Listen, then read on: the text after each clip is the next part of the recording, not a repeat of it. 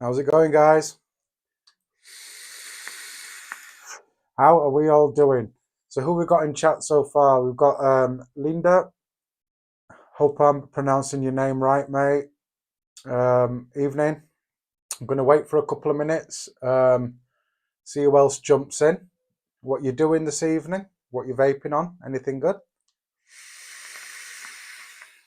Thank you for joining.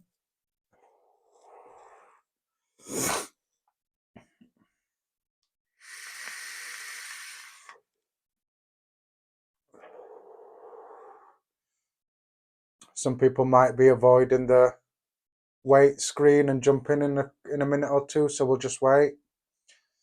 How are we doing this evening? Linda, I hope I'm pronouncing your name right. Is it how it's spelt you pronounce it?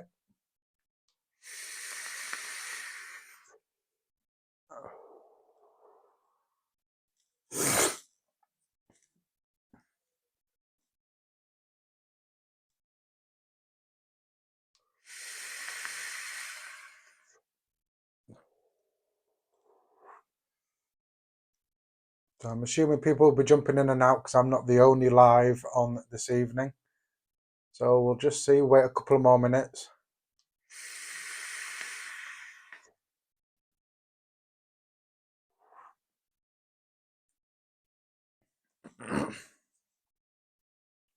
Somebody else has joined. Welcome. Thank you for joining. Who is it that's joined? Can you come on? Just waiting a couple of minutes for people to jump in. And then we'll get started, guys. What you vaping on? Have you had a good day? Are you relaxed now? What you drinking on? What you vaping on?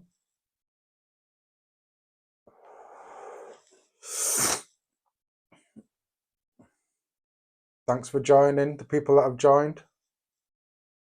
And we're getting good as well. Some more people joining. Thank you. Thank you. Appreciate it, guys. Like I say, what you doing this evening? Who's joined? Thank you for joining.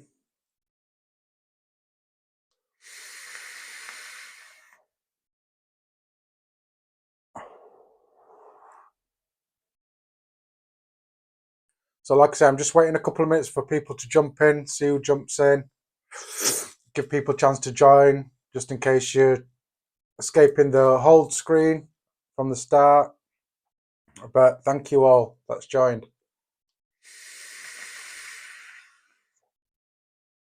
So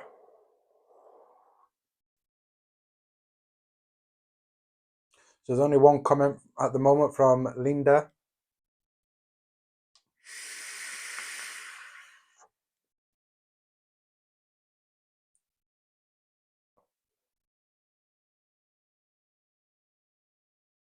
Yeah, I understand you. I get you. You've got grandkids too. And one of them's got chicken pots. Well, one's just got over chicken pots and the other one's got chicken pots at the moment. So we're helping out with the family. So, you know, it's been busy, quite busy.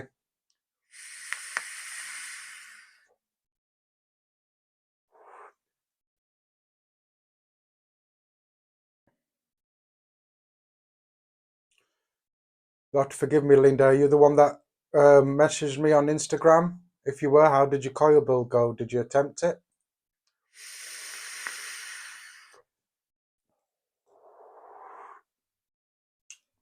Right, I think we've waited long enough. I'm sure people will jump in. So welcome to the live stream, this Wednesday's live stream. I will point out now, don't forget to hit that like button, which some people have. They've hit that like button. If you're liking the content, also subscribe as well. And also, if you want to support the channel and keep me doing what I'm doing, maybe you'd like to consider buying me a coffee. There is a link in the chat and also pinned to the top of the chat if you want to do so. Anybody that does will get a shout out on next week's live who has. And for the hashtag replay crew, I will post a comment in the comment section to the link to buy me a thingy if you want to do that if you're watching on the replay. So I'm vaping on my Pulse Mini today. I've got the same juice in as I got before.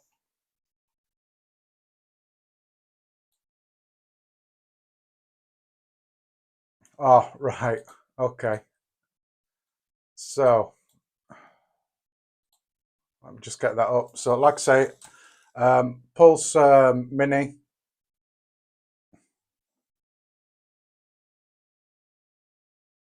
Pulse Mini.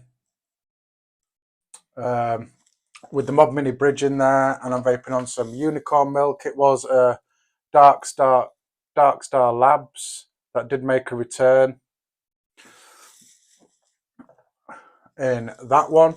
I've also got my Bonza Pro and Descendant Mech.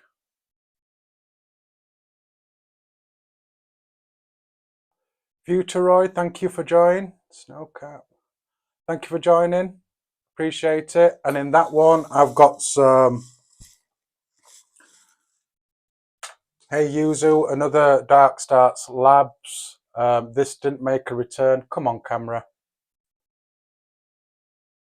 Camera does not want to focus. Hey Yuzu, that is. That doesn't make a return from Dark Star. And that's what I've got in this one.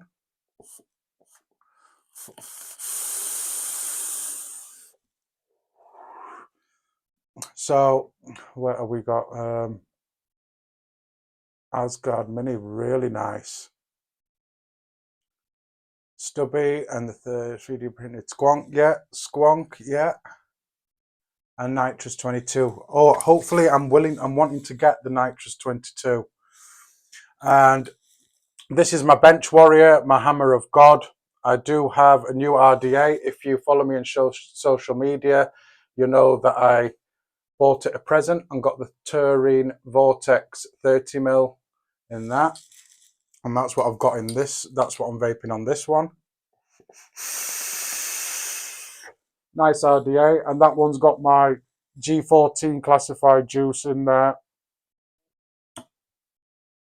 that I can't talk about. It's a juice that I've sort of like been testing, but I can't talk about it at the moment.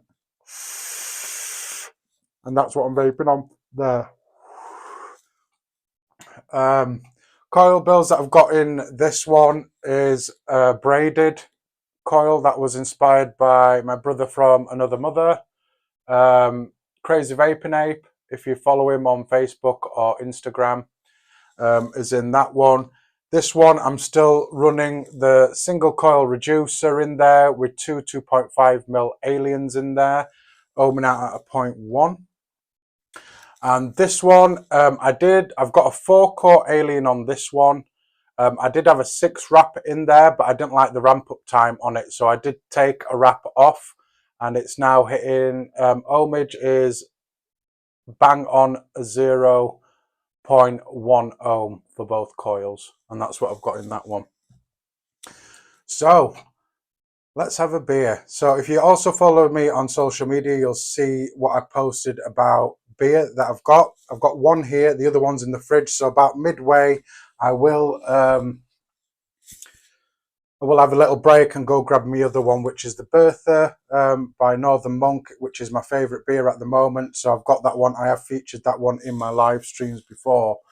Now, I don't think I've tried this one before. This one's from Brewdog. It's a Rocky Road Marshmallow Stout. Okay. And that is nice and cold because it's been in the freezer for a bit. And that is 6.8% volume. If the camera will focus, there we are there. So I've got my glass, no special glass that I use. It's just a glass that I use for all my drinks. That does smell really nice. So, like I say, nothing special. That's been in the freezer, cooling down. Let's go in for the pour. Thanks for the guys that have joined. Let's go in for the pour without spilling it everywhere. That's nice and dark, how a stout should be.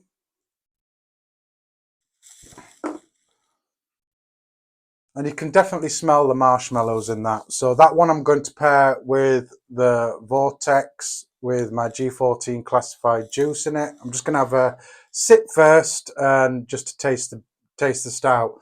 So cheers to everybody that's watching. You know, Jumping and jumping out. Hashtag replay crew. Cheers, guys. Hope you're drinking on something nice. Wow. That definitely tastes like marshmallow.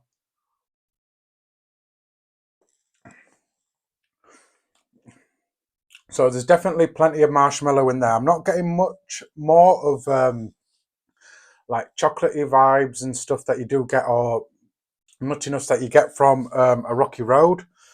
But let's see what it's like paired with this.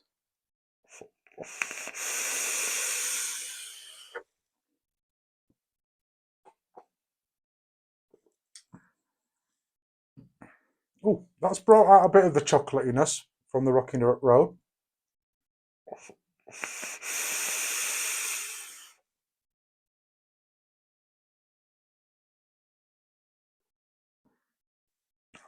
That is quite nice. I have had a marshmallow one before, and it didn't taste of marshmallow at all. So, same format as always. I will be making a coil from scratch. Today's coil, I'm going to be doing an interlock alien using my preferred wire, 26 gauge, 36 gauge. So what I normally do is I show you the RDA that I'm going to be building on. We make the coil and then I pick something to obviously vape it on. I'm working with one camera, so I will be moving the camera about. I hope you can hear me clearly and okay.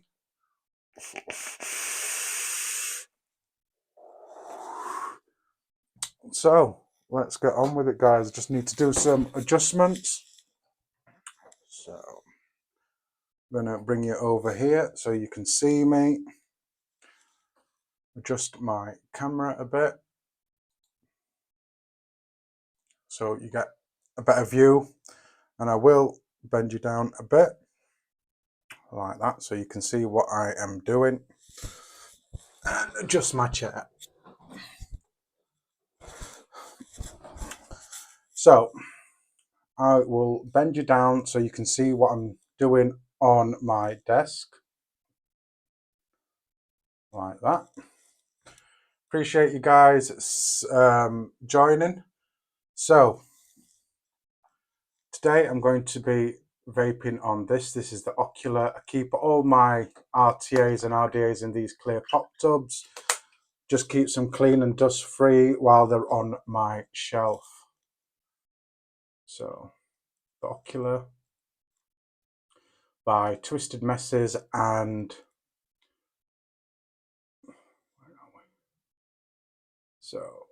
Twisted Messes and Org Vape. So that is the RDA. Got your airflow holes here. It's a dual coil RDA, so it doesn't do single coil. So it's the same on both sides. 25mm, if I remember correctly.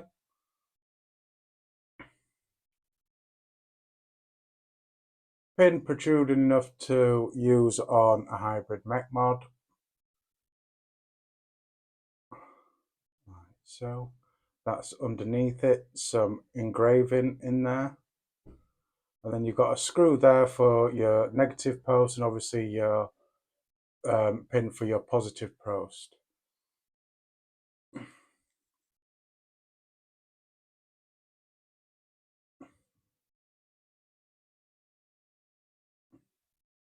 Hi, Demi. It depends what kind of box mod is after, Demi. Does he want a single battery box mod, dual battery box mod? Depends what he's going to be running on it. And that's that. So let's have a quick look at the barrel. There we are. So 810 drip tip is on there. So 810 drip tip. Any of the 810 drip tips that I have used has fitted on there. O-ring on the inside. Your barrel just there. You've got some notches which clicks in at the deck. Excuse me. And if you look, there's a slight curve in the barrel, so it's straight at the top, curves in a bit and then goes straight again. A bit like the recurve by Mike Vapes. So like I say,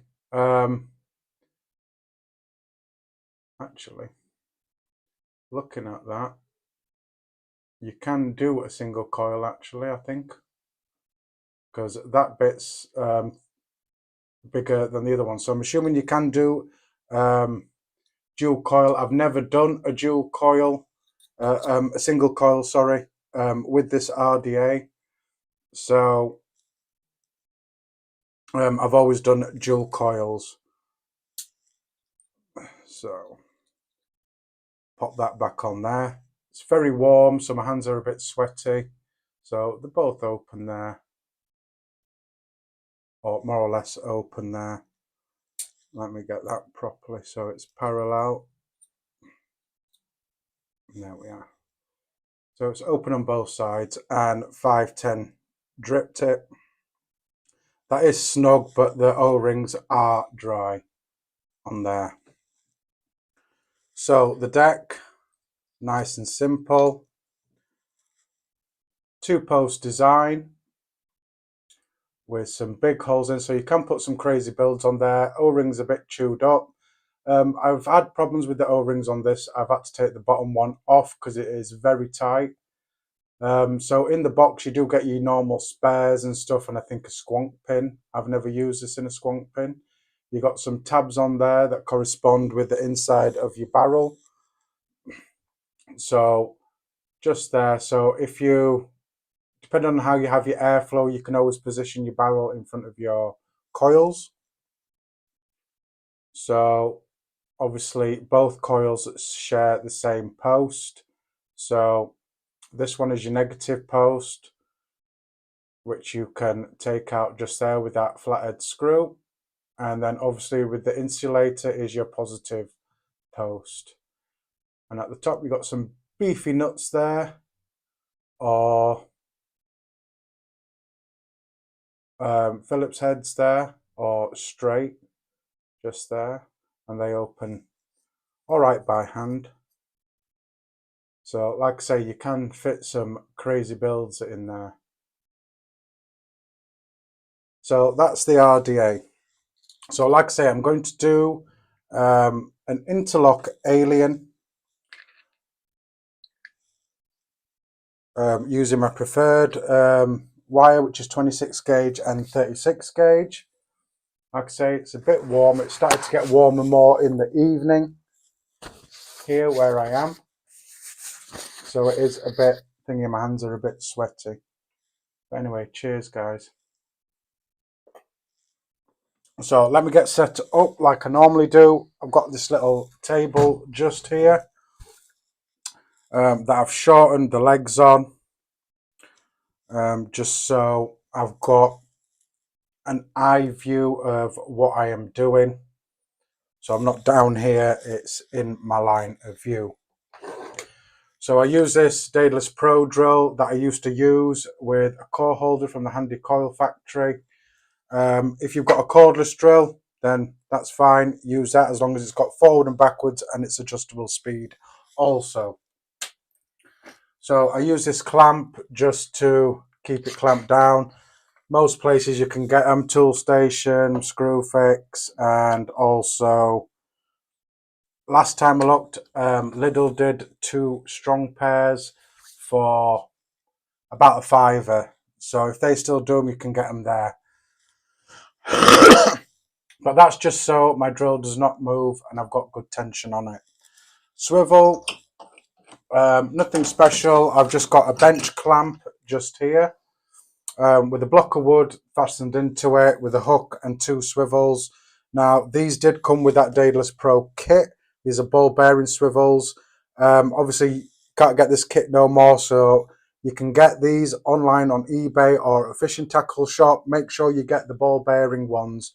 They're the best. If you get anything less, then they're going to fail. So I've got 2 on there just for the simple fact if one fails, one still spins. So that's my swivel. So what I'm going to need for this build so far is some flush cutters. KJ, how we doing? Everything's going fine, KJ. Thanks for asking, brother. Thanks for joining. Today I'm doing an interlock alien is what I'm doing today. Using 26 gauge core and 36 gauge for the outer wrap. So I've just got some pliers here, some bent ones, some teethless ones that I'll be using. So as always, I'll get my core wires sorted. What I normally do is I measure 2 core wires out for the length that I want, and then the third one I do slightly longer, because when you're doing your alien part or doing your D core, whether it's doing an alien or an interlock alien, you need slightly more D core for the wire that you're going to be using. So I'm trying to keep an eye on chat. I know I don't normally do while I'm on live, and I do miss comments, so I do apologise.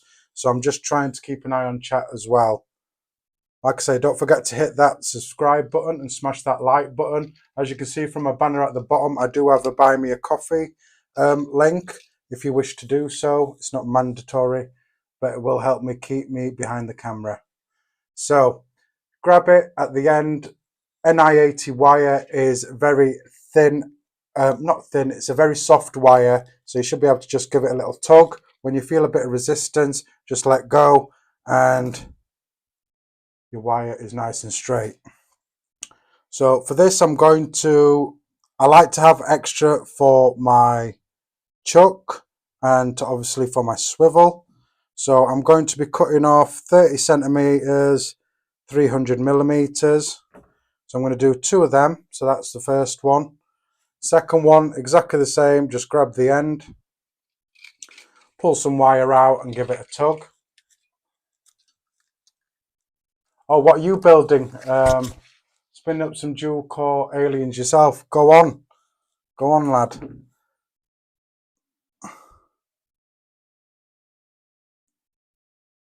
What wire are you running with, KJ? What are you using for your cores and your outer wrap? So like I say, 30 centimeters, 300 millimeters, and I believe 30 centimeters is it 12 inches for our American friends? All right, so for my third wire, I'm going to do slightly long. I'm going to do 40 millimeters, 40 centimeters, sorry, 400 millimeters, which is slightly over 12 inches. Chuck adapter, KJ, it's from France, from the Handy Coil factory in France, and they're relatively cheap. I mean, depending on where you are, KJ, in the UK, it's in France, and for me, for it to be shipped to the UK, it was about £27 for me. So if you're in anywhere else, I don't know what the shipping cost will be for where you are. So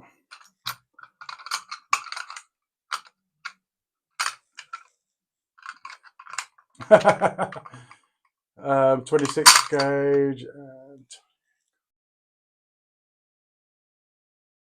36 gauge, yeah. So basically what I'm using now, KJ, is 26 and 36. So I'm just going to loosen up my core holder. One thing I like about this core holder and why I made the purchase is it's fully metal.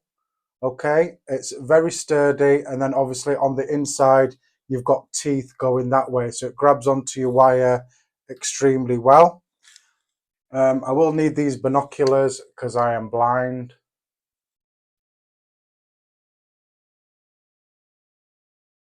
I know, I'm like that. I've got sausage fingers and I end up writing something which I completely do not want to write. Plain and simple.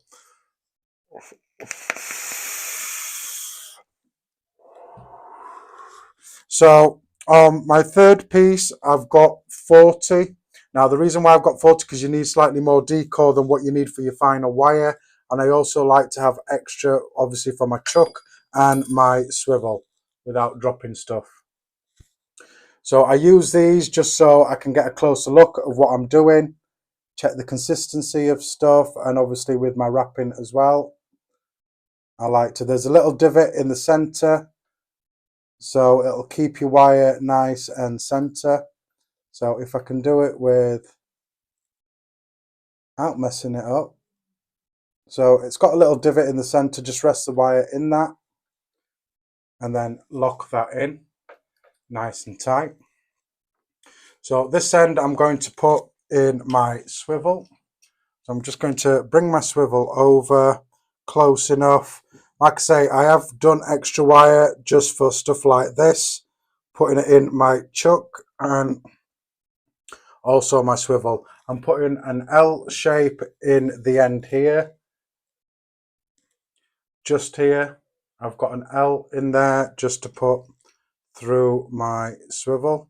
So I'm putting it through the swivel and then I'm pulling this way away from my chuck to keep everything nice and taut, and then I'm going to wrap this leg around here like that and lock it in, and then I'm going to pull my swivel so it's nice and taut,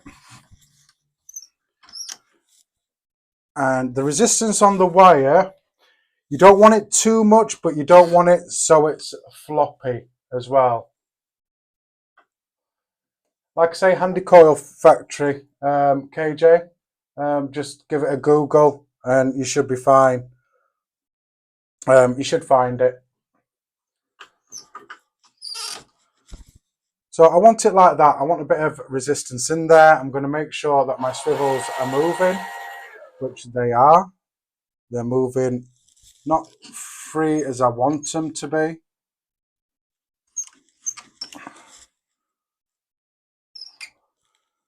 So that's a bit better. That's a lot better. So make sure they're moving. Like I say, I've got two, just in case one fails, another one still moves. So for my outer wrap, I'm using the 36 gauge NI80.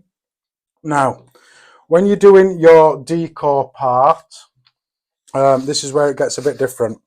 So depending on what if you've done Clapton or fused Claptons before, whatever your preferred way to do your final wrap, whether it's over the top or over the bottom, this part where you're doing your decor for your aliens or interlock aliens is you want to be doing it the opposite way to way you're comfortable wrapping. So my final wrap, I'm comfortable wrapping over the top. So in this case, I'm going to be doing my decor from this way, the opposite. So I like to wrap clockwise. So do your decor anti-clockwise. Now with an interlock alien, you're using like a parallel wire. So you've got two wires in parallel. So the way I'm going to do this is I'm going to Clapton half of this wire and then stop. And then I'm going to go around here and then obviously Clapton a wire in between them. So it goes all the way to the end, obviously to my spool.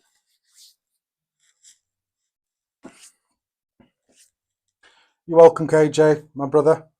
So what I'm going to do now is I'm going to just quickly measure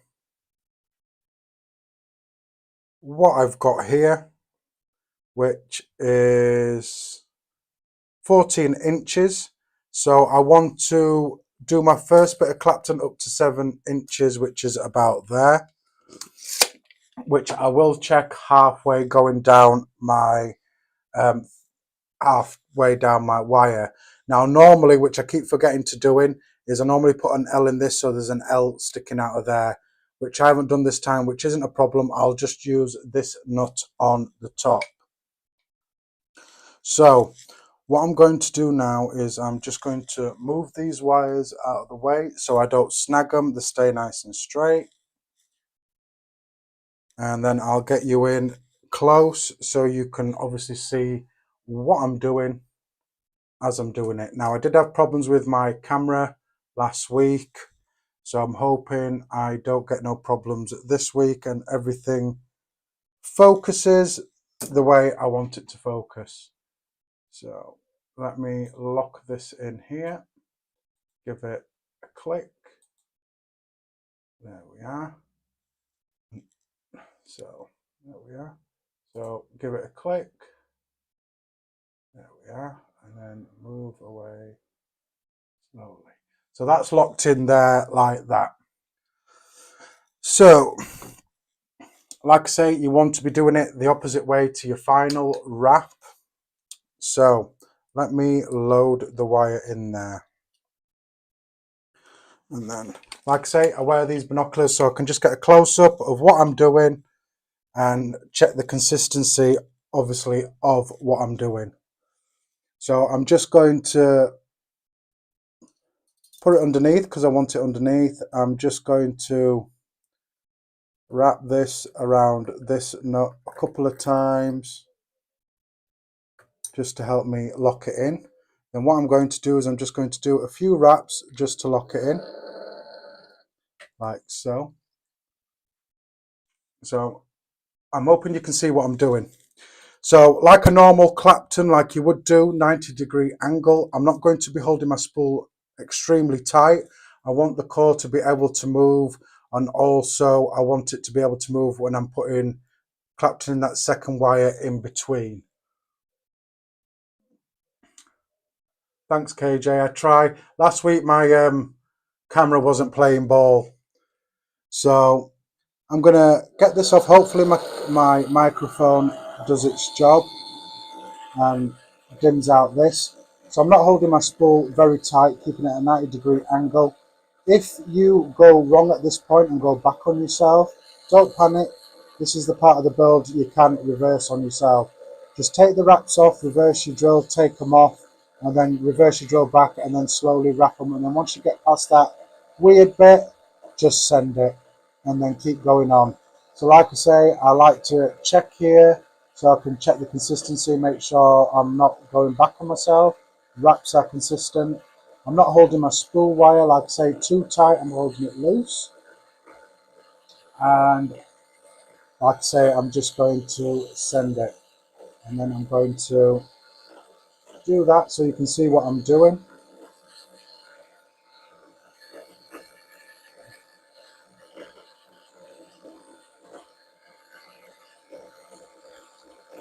So like I say, I'm going to get to about halfway down and then I'm going to measure what I'm doing. Measure the D-core. I'm also going to do a bit extra because it does recoil and spring back on itself. So, like I say, I'm going to keep an eye on it. And then when I get to about halfway, that's when I will check it. Thanks to everybody that is joined. Like I say, don't forget to like, subscribe if you haven't.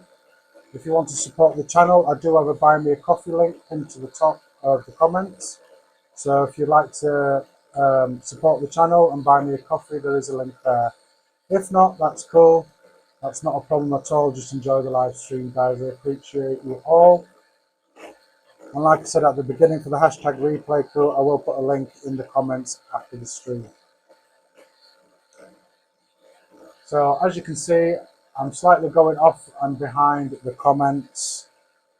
But I'm just going to stop it just there and give this a quick measure. I want about 7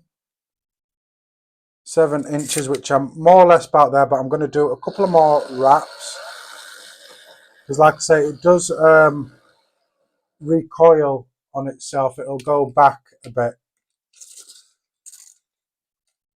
once I snip it. So I'm just going to do a few more wraps and then I'm going to stop it just there. So like you would with a normal alien lever tail. So I just don't forget I'm doing an interlock. So I'm going to cut it and leave a tail. It has recoiled a bit where it's moved back. So I'm just going to check if I've still got enough there, which I have, bang on exact. So this is the other bit where I'm going to put another wire in and start from there, and it'll make this piece full, or the whole place claptoned with 2-wire parallel wire. this is the way I do it, where I find it easier for me to do. So, like I say, this is the way it's easier for me to do. So let me make sure that this is focused nicely, which it is. So like I say, I was holding it lightly. I want this core to move. Can you see how that moves? That's nice. That's perfect.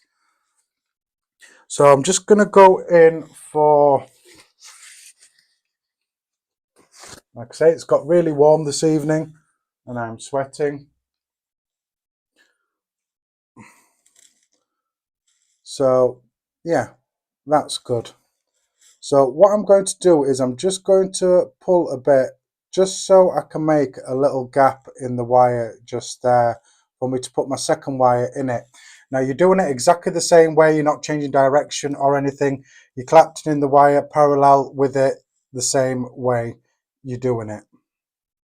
So again, I'm going to load my wire again into this and then get going. So I'm doing this so you can get a good angle of it. So again, I'm just going to put that round there a few times just to lock it in, or try to lock it in, like so.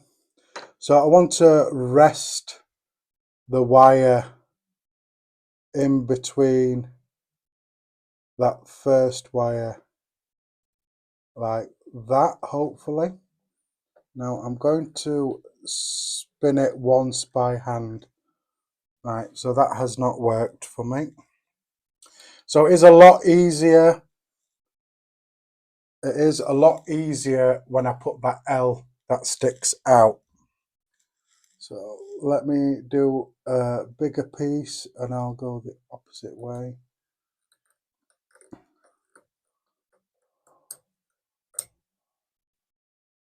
Get it locked in. There we are. And then again, I'm going to position my wire in between that first one, like so. Now I'm going to do a few wraps just to see. Right, so I have got that wire in between that wire. So I'm going to clapton it again. This wire will move down to the end because obviously I'm adding another wire. So same thing, 90-degree angle. I'm holding my spool just a bit tighter so obviously it falls in between that wire. So I'm holding it a bit tighter than I did the first time round, but not so tight I can't get it off. So as you can see, it's going in between that first wire. And I'm just checking the consistency, I don't jump or anything. And make sure everything's moving as it should.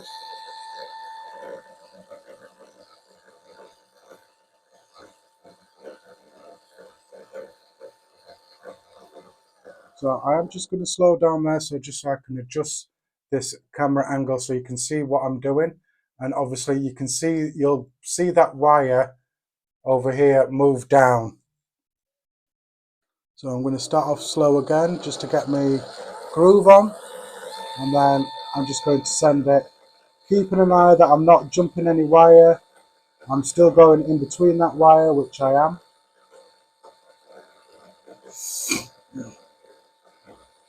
I'm hoping my microphone is working and it's doing its job. Cancelling out the sound of the drill while I'm talking, so I'm not talking too loud. So you want to clapton this basically all the way to the end where the other tail is.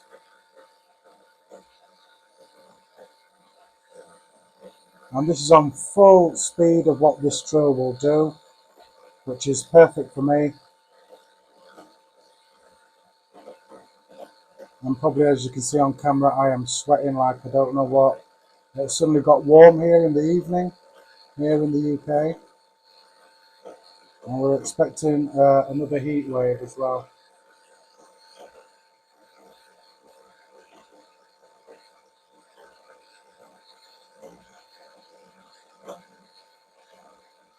So that's sitting nicely in between there.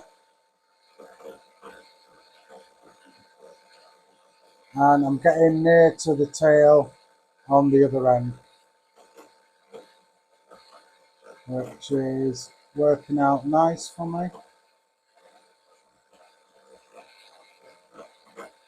so far. So I'm getting near the end now, so I'm just going to slow down. There we are. And I'm at the other end, parallel with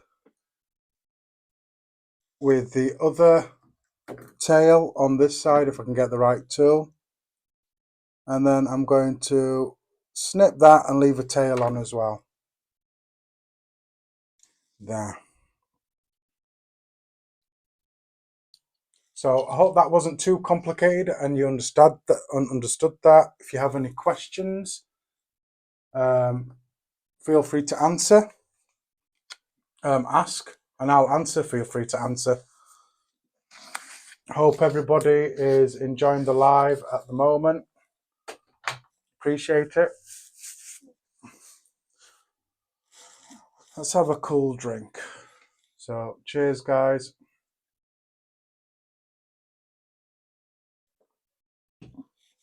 So let me move you down to this side. Right here. So as you can see, I'm more or less down to my swivel. I probably could have done a bit more because obviously the recoil, it goes back. But I've got two tails there and it's parallel. And as you can see, that first wire went all the way to the end. How we doing, Charles? How we doing, brother? Thanks for joining. So that's that. So basically, like a normal alien now, you would just decore this from the core wire, which is what I'm going to do now. So I'm going to just clip these two ends, leaving obviously a tail on this end, like that. I'm going to get rid of the bits around the screw. And yeah, this still moves, which is good. So I'm going to cut the end of this off here, keeping a hold, and then pinch at this end and pull your core off or your decore off like you would if you're doing a normal alien. Only this is an interlock alien, so you've got parallel wires. So, how we doing, Charles? Have you had a good day, mate? Oh. So I'm going to release that wire, take that out. I'm going to grab my other two wires and then just obviously make it all the same length, because obviously this wire is longer for the decore part. So I'm just going to put these next to each other. That's one of the reasons why I like to have extra wire as well, for this reason.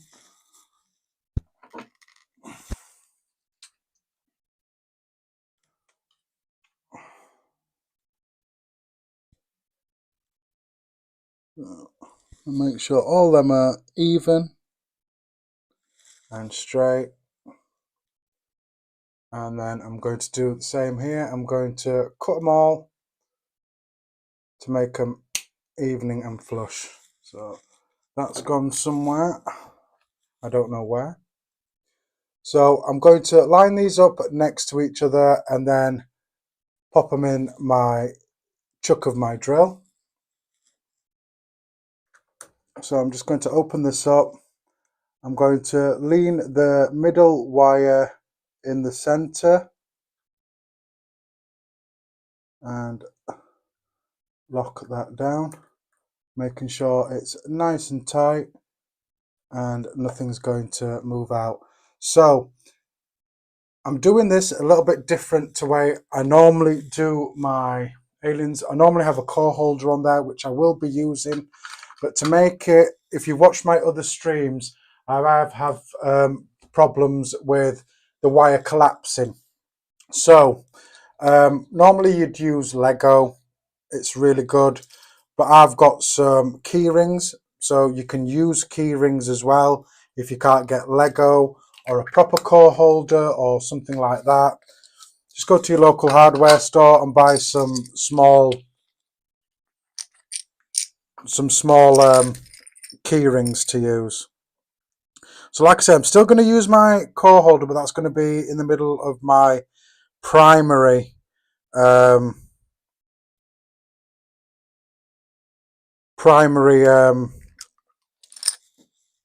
key ring that I'm going to use. So I'm going to just run my fingers down to make sure the wires are parallel. Not too bad, Charles. I've been really, really busy. Obviously with the grandkids and stuff.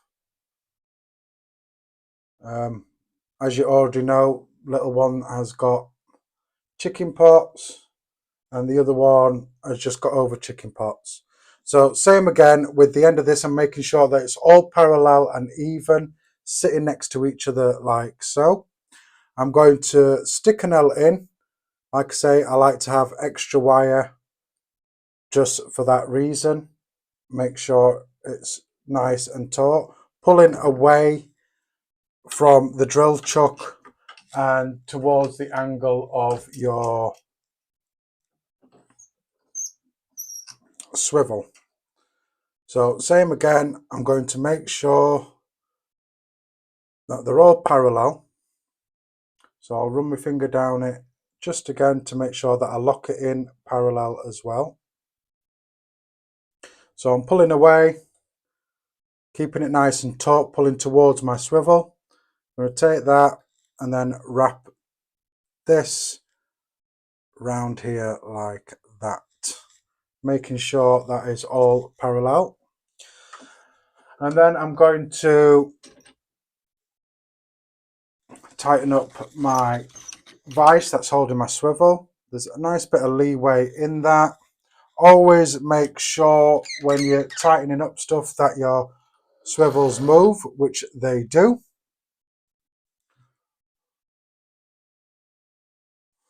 There we are. Right, so I am going to try not to ruin my decor by doing that. So I've got this on. So just let me move my decor because I nearly snagged it and I don't want to be doing that. So at this end, I am going to, again, just slide my fingers down just to make sure everything's nice and parallel. If it's bunched up at the end, like it has here a bit, just take your pliers and give it a little pinch. I am going to put one keyring at the end here just to hold them all parallel and next to each other. So I've got one there. I don't think I'll need one for the middle because obviously as you pull across you will get it nice and taut. So that's a nice resistance to keep it nice and flat and straight. On this side I'm going to be putting my keyring around this core holder here. So it's got a nice resistance on there. So I'm going to pop that around there like that, making sure that that is in the middle. I'm just using that as a bit of extra protection to keep it flat, but I'm more or less relying on my keyring there. And as you can see, it's keeping my cores flat. Now before, like I said, I did have problems with my center one collapsing, just with that, because there is a little play in that, so it will collapse. So it was suggested to me Lego. I can't find any Lego, so I opted for key rings. Really warm. There will be. Thanks, Charles. Anybody that doesn't follow the Vaping Brummie, make sure that you follow him. He's on social media and he's also on YouTube.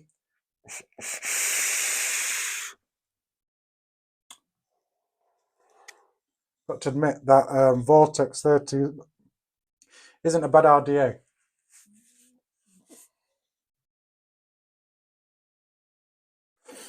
So now that I've got that sorted, let's get on to the stretch of my decor.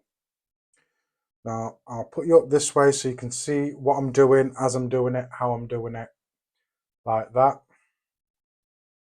So with my decor, exactly the same as an alien, you do the stretch. I do the stretch method. I don't do the pull method. I just find it easier for me to do it that way. I can't tell you, like I say in all my streams, I cannot tell you how to stretch this. It's all done by feel. It's something you will have to play around with and figure out for yourself. At this stage, if you overstretch it, then you have to start again and do your decor again. So try and understretch it or get it completely bang on. Because like I say, if you overstretch it, it's game over and you have to start again and do another decor. It's just the way it goes. So be very careful, play about with it. Like I say, if you're practicing, the way I practiced is I used thicker gauge wire just to get the feel of it. But not only do I do it by stretch, I also do it by look as well. I look at the wire. You want a sort of like a wine corkscrew sort of spiral. So like I say, I'm just going to change my lens so I can see a bit better. I'm just using these, which I got from Aldi, came in 3 sizes. This is what I'm going to do. I'm going to clamp one end to here for the stretch. So going to clamp the tails to this. That's why I keep a tail just for this, and then obviously a tail for the other end for pulling. So that's secure in there like that. Be very, very careful. You don't want to snag it, because that's when you're going to get imperfections in your, obviously, your wrap. So this is how I stretch it. I'm going to pull that out a bit as well. So I use my bendy pliers, obviously because there's no teeth on there. I am going to grab it by the other 2 tails on the other side. Make sure you grab them evenly so the stretch will be even. So hold it tight. Now, if you pull and you let go by accident, it's all spirally, do not panic. Try and recover it, grab it again and pull it, and it'll pull straight. If it spirals too much where you can't undo it, then obviously that's another game over. So I'm going to just pull. And as I say, I am looking as well. Right, so it's happened there to me, what I've just said. So as you can see, it's all spiraled up and messed up. Don't panic. Do not panic. What you need to do is load your end. So I'm glad this has happened, because then I get to show you how to recover it. Right, and I just hope I haven't messed it up now on this end. I really hope I haven't, which I haven't. I might have messed it up on this end. a little, which I have. Hopefully I can recover from that. So I'm just going to chop that bit off. I'm really hoping that I haven't messed up my decal here. So I'll clamp it down again, making sure you don't snag it. Now I'm hoping that this isn't game over for me now. So just make sure it's not tangled in any way. I'm going to grab this end again, and then I'm going to very carefully pull without letting go.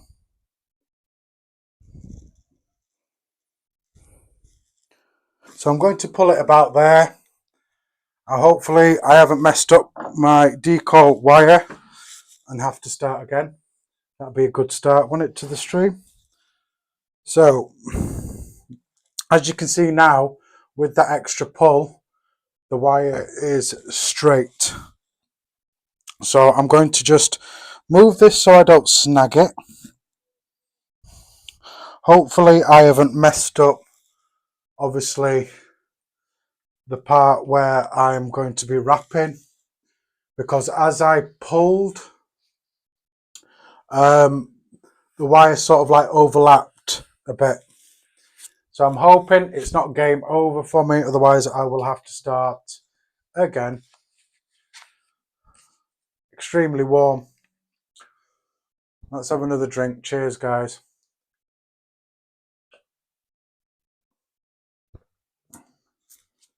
So, all right, let me get you in a position where I want you again. Thanks for the people that have stayed. I appreciate it. So let me get you in there and straight again and locked in.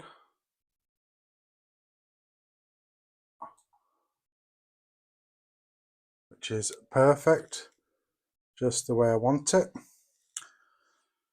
Fingers crossed I haven't messed up my decal. Let me get this back to where I need it to be. I want this locked in and then focused. So as you can see, like that, which is nice. So I'm going to release this now and pray that I haven't messed up. So what I'm going to do is I'm just going to, without knocking the camera, I'm just going to thread this through probably the top wire, which will probably be the easiest, which I have there. So I'm just going to thread that in and then move it all the way to the end like that. So as you start, this is going to, you're just establishing your pinch if you need it. If you have stretched it perfectly, you don't have to have much of a pinch. If you've understretched it, obviously you will need a pinch. Okay, so the way I do it is I hold it between my thumb and is that the index finger? Your index finger? I don't know.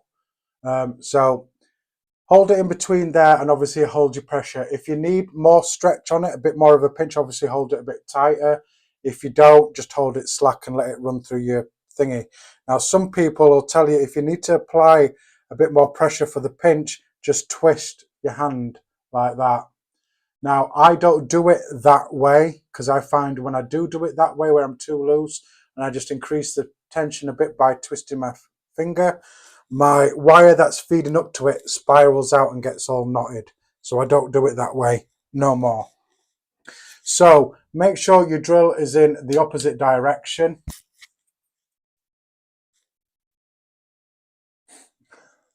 Thanks, I appreciate it, Charles. So first couple of wraps, you're just establishing whether you need a pinch or not. this I'm going to move up. So the way I normally do it is I normally try and do it full. I don't do it fast, but I try and do it in one go. This way I'm going to have to do a little section, stop, obviously move it over, and I'm finding that has been helping so far, but we'll see how it goes. Like I said, make sure that your drill is in the other way to where you were doing your decor. So like I say, my preferred way of wrapping is wrapping over the top. So I did my decor. So whichever way you feel comfortable, make sure you put your drill in the opposite direction. So I'm just going to establish. So I've got a decent amount of stretch on there. So just like an alien, you don't want it at a 90-degree angle. You just want to be slightly ahead of the game. So more towards your swivel. So that looks actually perfect. And what I find as well when I'm doing this, because I'm doing little sections, I can do it pretty fast as well. So I've got a perfect stretch on that, absolutely perfect. So when I get to there, I'm just going to stop. As you can see, I don't know if you can see yet properly, but that is just perfect. So when you stop, just start very slowly till you get your groove again, and then carry on. So like I say, I've got this stretched perfectly, so I haven't got much of a pinch on it. I'm just sliding it through my fingers, and that's perfect. Got a nice pinch on there. Slow down and move across a bit more. So this way I found it keeps my cores nice and flat more. So again, get going. And then like I say, doing it this way, I find that I can do it a lot faster doing it in little sections, where before I could only do it really, really slow. And lately as well, I've also been getting my pinch, my stretch more or less bang on. So move it over a bit more, get going to get your groove. And then again, slightly ahead of the game.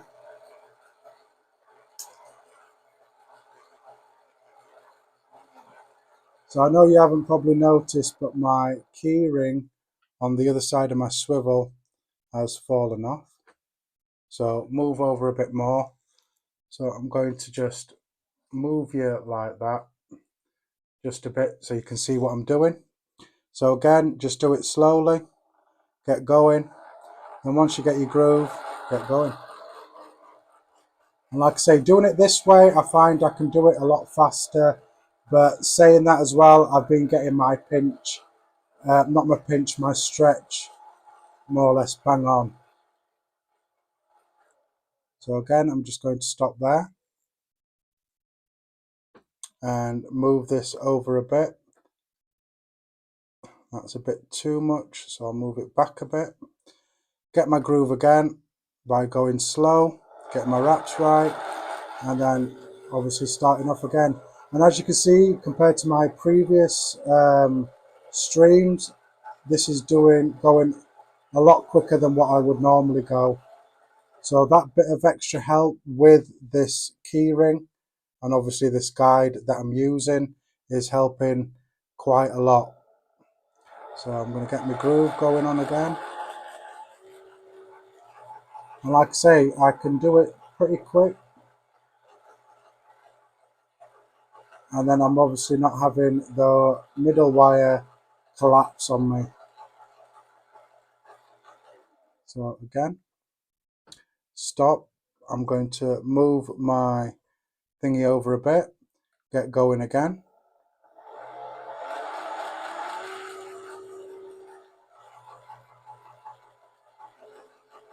And as you can see, a lot quicker than what I'm used to, or what I normally do. And I'm getting to the end of my wire, I think, which is there. So I am hoping that I've got enough wire here. So let me Just so I'm going slow because obviously I'm getting to the end of my wire. I want to use as much of this decore that I can. So there is a little imperfection there, but that went absolutely perfect this time around. Yeah, I'm liking this this method of doing it with the keyring. So I'll do that in a minute. Just let me have a quick measure of what I've got. So I should be all right with that. So let me get this bit down and I'll get you a nice close-up if I can, if my camera wants to play ball. There we are, look at that.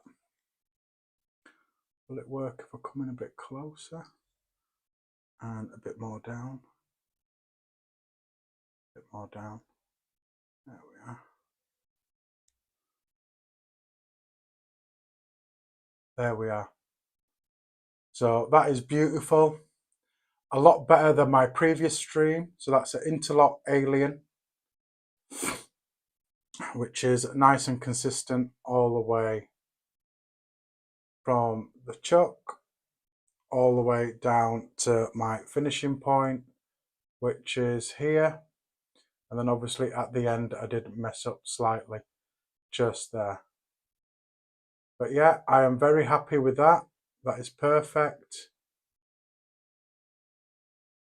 Like I say, a lot better than on my previous live streams. So I'm happy with that. So let's get you there. Get you unauto focused there. So I'm not blurry. There we are. So interlock alien, guys, 3-core, 26 gauge as my core, 36 as the outer wrap.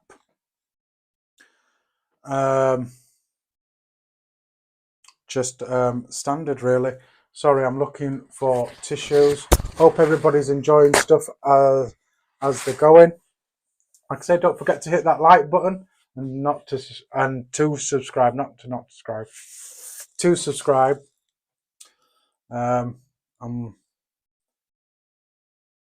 If you like the content.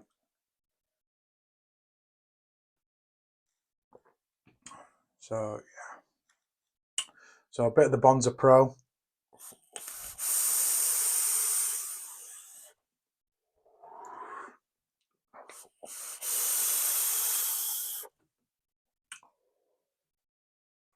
That is nice.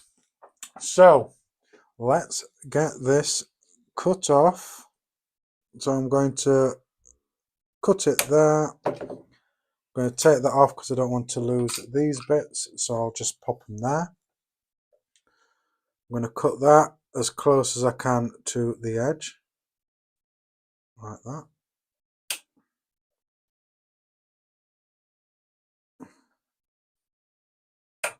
There we are. And that's our piece.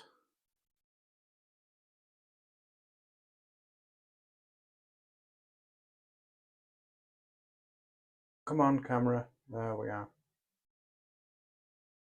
Pretty clean. Not perfect, but pretty cleaner than my previous build streams. So sorry if you can hear people in the background. There's people on the street. So I'm just going to tidy up and then we'll get building the RDA.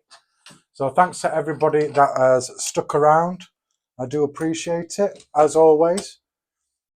And like I say, I do have a buy me a coffee link pinned at the top of the thingy if you want to buy me a coffee to help obviously keep me behind the camera and bringing you good content. And for the hashtag replay crew, I will put a link in the comments after the live is uploaded. So I'm just going to quickly. So that should be good. I will do a 3mm coil. Like I say, I'm sorry if you can hear stuff in the background. There's people talking and some idiot in a car screeching about. So I'm sorry if you can hear that. So, right guys, let me get you bent down so you can see what I'm doing.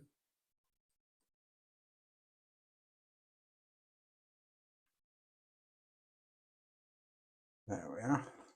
So I'll grab my building mod. This is what I use to build my stuff on. RDA, RDA, RDA.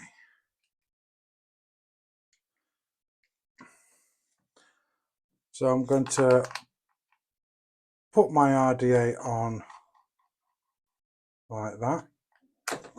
Post holes are undone, but for this one I do like to use the nut part to clamp it down. I just find it a lot easier than using a screwdriver. So that's there. I'm using my Coil Master jig to wrap my coils. So I'll be doing a 3mm, if I can see, which I can't. So 3mm, I'm going to use 3mm rod and my Coil Master jig part. I don't use the outer wrap bit because obviously it's going to mess up your wraps on your coils.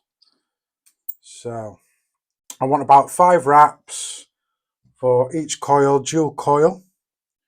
So let me just have a quick look at this. I'm going to cut that extra bit of tail off just there and get rid of it. If you see me throw stuff underneath my desk, I do have a bin there. So what I'm going to do is I am going to wrap my coils now. So if you don't have a Coil Master jig, just use a 3mm screwdriver or something like that. That will work if you don't have, obviously, a coiling jig like I have. So flat end of the coil, I'm resting against the rod. And first wrap is always your tricky one, so take your time with it.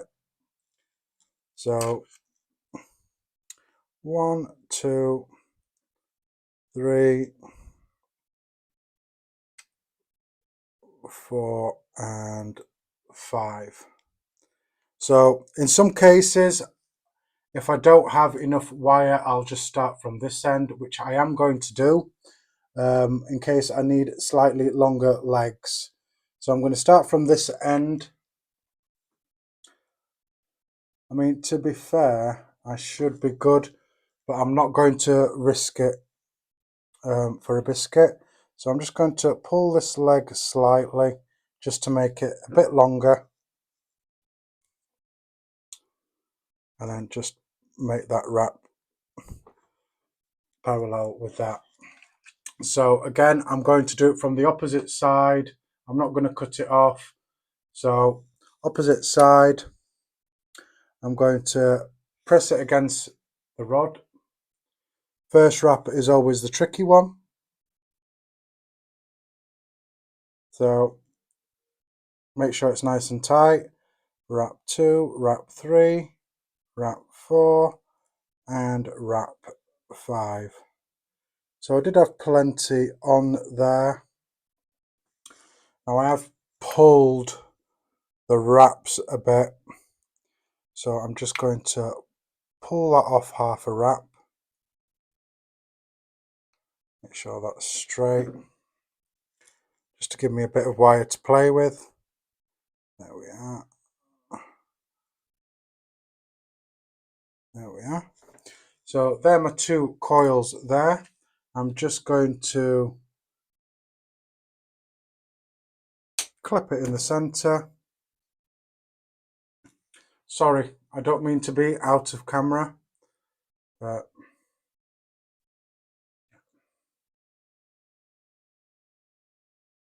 there we are. Some interlock aliens. 3mm 26 gauge core, tri-core, 36 gauge outer wrap. Let's get them mounted. Wow, it has got really warm here. I don't know what it's like for you, where you are, if you're in the UK, but it's just suddenly gone hot this evening where I am, over here in West Yorkshire. So let's get back to this. Let me point you down again so you can see what I'm doing and how I'm building. Just move that there like that. Thanks, Charles. Appreciate it.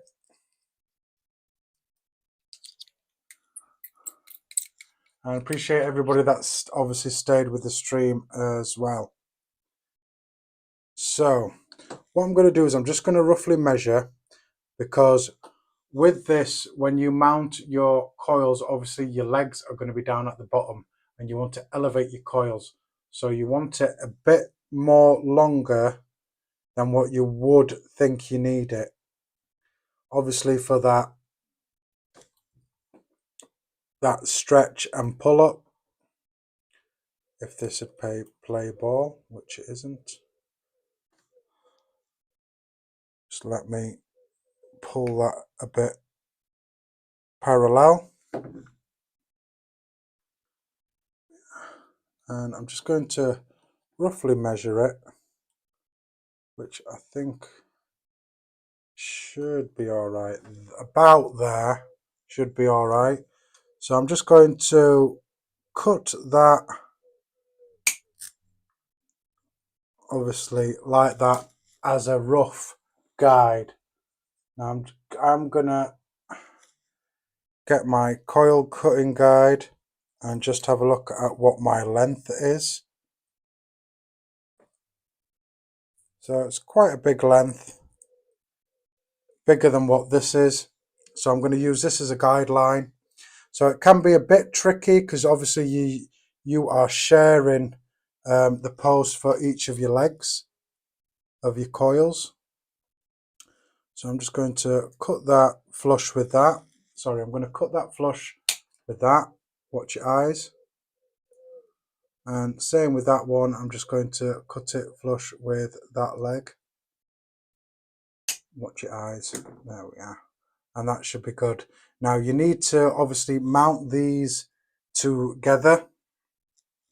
Obviously sharing the same hole. But why I use NI80 KJ and I'm using Stealth Vapes here in the UK as my supplier. It's a good wire. It's not the best wire because obviously you've got other good wires available. It's just affordability as well. So what I'm going to do is I'm just going to mount them. I don't have two 3mm coil rods to help. So what I'm going to do is I'm just going to thread them in like so. Make sure that they're both more or less parallel. And then with this one, it can be tricky because you're mounting two coils and they're sharing the same post. So what I want to do is I just want to do it lightly. Just want to feel a bit of a bite on the coil legs, just so I can make any adjustments that I need to. So obviously it doesn't conflict with the other coil. So I've got that more or less parallel. Using my bit just to obviously lock them down. Now as you can see, I've got these way out, but obviously I'm going to be bending them up as well and centering them. So I'm giving myself plenty of coil leg length so I can do that. So I'm just going to lock them down, and like I say, using a nut bit helps a lot. So now that I've got them in like that, I want to... No, it's good wire, KJ, but like I say, it's not the best. I mean, obviously you've got your twisted messes and stuff like that, which is the best. It's just here in the UK, Twisted Mess's wire is very expensive for a spool. So unless I was doing it professionally and selling my coils, I'd use obviously the best. Now my legs are a bit too too long, so I'm going to trim them, because obviously with my pull up it hasn't I've got too much leg there. Too much leg. So I'm going to use my coiling thing, and I'm going to cut them at 8mm for the legs, which I think should be nice and about the right amount. So I'm cutting the legs at 8mm for one and 8mm for the other.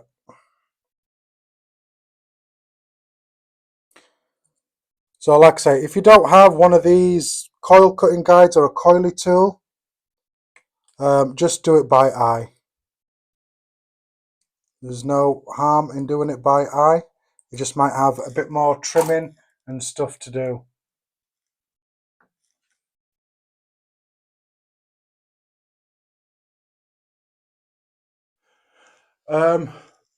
For this one, KJ, I don't know if you've ever used the ocular, is the way the airflow is positioned, even though it's sort of like positioned down, similar to a snake bite or the recoil, the airflow goes down. Now, if I put them all the way to the post and slam them to the post and tighten them down, then my airflow is going to be hitting my coil head on where the coil is. Where I want my airflow, I want it hitting underneath my coils. I want it hitting underneath my coils. So obviously when you put that next to it as well, you can see where the airflow is going to lie. So obviously I want to be able to bend it up so the airflow goes underneath the coil. Some people might do it differently, KJ. I'm not saying my way is the right way. I'm just saying for the way I build and the way I find the flavour for it, it's the way I enjoy it. So like I say, somebody else might build it a completely different way to the way I'm building this ocular, but like I say, it's just the way I find it works better for me. So again, I'm just going to poke them in there, making sure that the legs are going to be conflicting with the other coil. And this is where it can get a bit hard, because obviously you're using you have to position two coils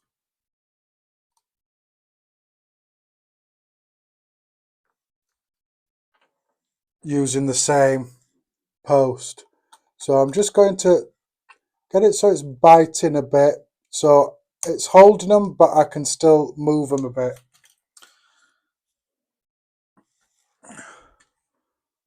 And then if I need to obviously push them in, I can. And then if I need to pull them out, obviously I can, without having to use two separate coil jigs. So that's perfect, or more perfect than it was before.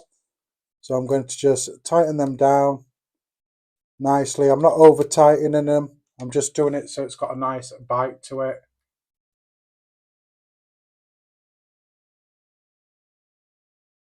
No, KJ, I didn't think you were trying to knock the way I was doing it. Like I say, it's just the way I do it. Some people might do it a different way, that's all. But like I say, this is the way I do it. So what I'm going to do is I'm going to just pull this coil up out of the way. I want to obviously center it as well. I'm trying to obviously stay in camera as well. So I want it round about like that. So again, I want to center it a bit. And then move it up. And then if I need to center it again, I just move it across like that. Making sure both coils are more or less level and even. And then if you need to obviously adjust, just adjust as you need to. So now that I've done a bit of adjusting, I'm just going to go back around and make sure that these are nice and tight. So basically that's how I do it, like that. And hopefully with that positioning, as you can see, the airflow will hit underneath the coil. They're massive. I'd definitely say I'd say they're about just under 3 mils, and they're cyclopsed like that. So that's why I do it like that, KJ. Just so when my top cap's on, the coil is obviously high and the airflow is going underneath the coil. So like that. So let me get this a bit more better and a bit more even, which it has, like that. That's what it looks like. Obviously with that little imperfection just there, and I did that wrapping it by pulling the outer wrap off, but it's a lot better than my previous streams.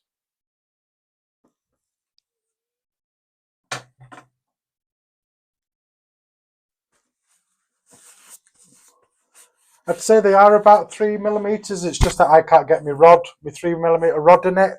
So I think it's just so it's probably about 3mm, but it's Cyclops. So I'd probably say it's about 3mm by 4mm. So 3mm wide and 4mm obviously in height, maybe even more.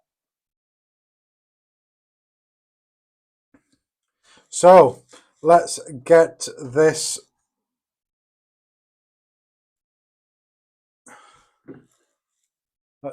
heated up and get all the hot spots and stuff out. I'm gonna cancel my mod so it's 0. Put that down. Is this a new coil? Yes. So as it stands before heating it up, it is 0.06, but that will go up. So I'm going to hit it at about 40 watts to begin with, and obviously that will rise. I'm hoping it rises to about a 0.1, which I think it should. Where's my tweezers? Anyway, I'm going to have another drink.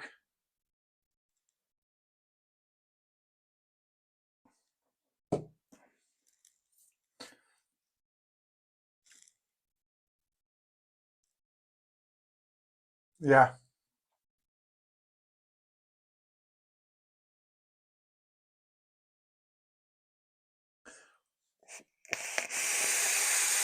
Yeah, I still use Twisted Mess's OG RDA.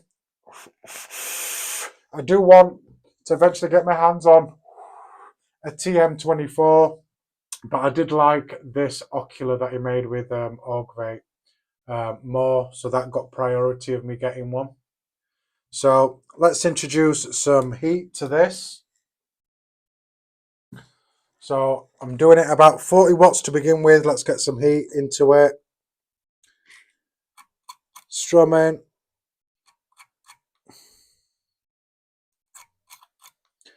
Introducing a bit more heat and a bit more heat. So I'm going to rise it up to about 55, excuse me, about 55 watts. Get the juices flowing, or should I say the electric and the heat flowing through these coils. Just give it a good strum. Obviously, if you're a pincher, pinch it. I am a pincher, so I do pinch my coils as well. See how that goes. Obviously, it's still strumming, working out all those hot spots.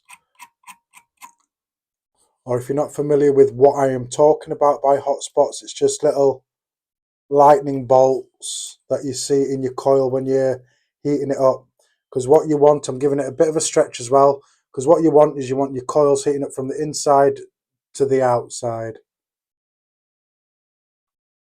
So you will have to work them. It might take a bit of time to work them out, but just keep at it.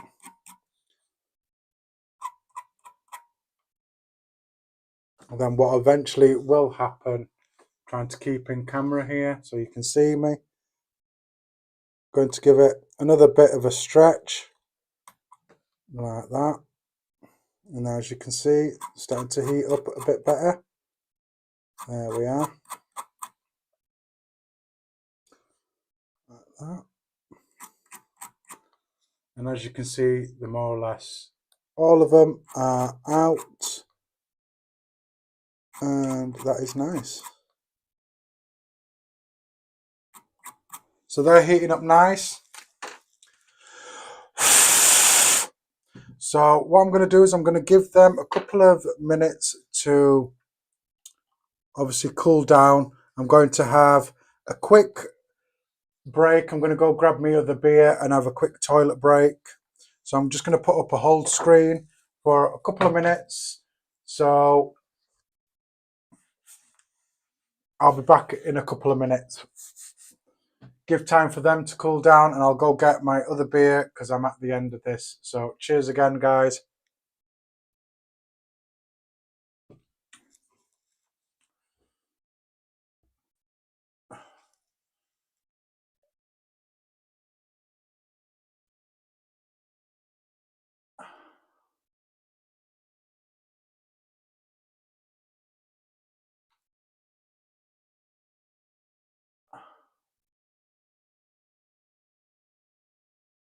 I might do KJ actually. I might hit you up. It all depends on what the shipping is, because sometimes shipping from the States to the UK can be a lot, and sometimes it's not worth it as well. But yeah, I'll definitely message you, and if it's a good price, we'll do. How will I message you? Are you on Instagram, Facebook? If you want, just drop me a message on that so I know who you are. So I'm just going to put up a hold screen. I'm just going to take that off because it's a lot better. So the music might not kick in straight away, but it will do, and I'll see you in a couple of minutes.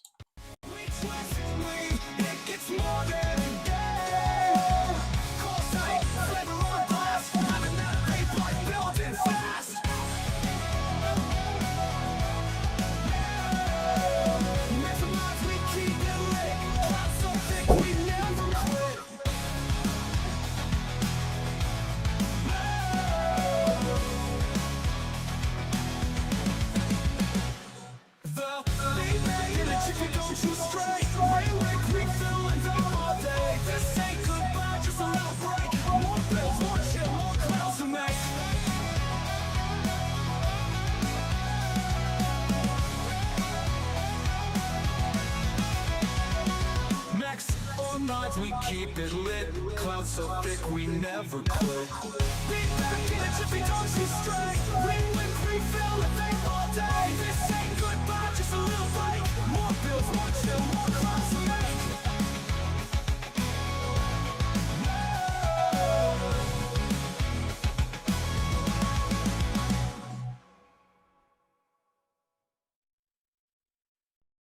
We trust we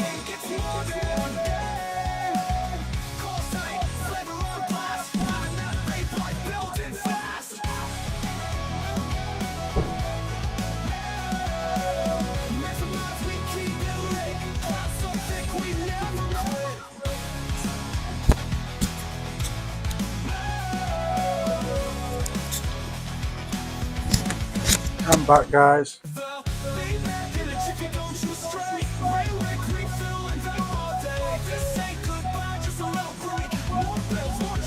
That didn't work alright, did it? No, I don't want to share.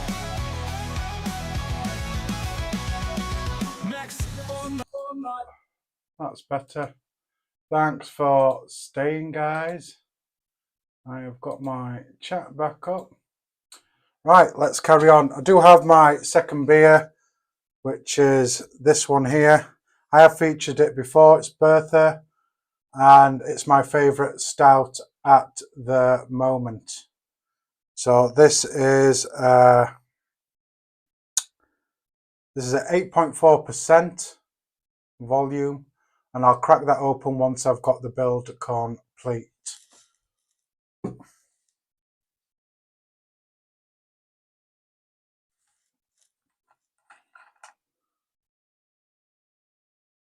John, how we doing, mate? How we doing? Chug it, chug it. I'll be off my bloody tits at 8.4%, John. Fuck's sake, man. So I've cooled down, I've screwed it back on. So settling resistance is 0.11, which is about where I want it to be, which is good. It's nice and cool. Let's get it wicked up.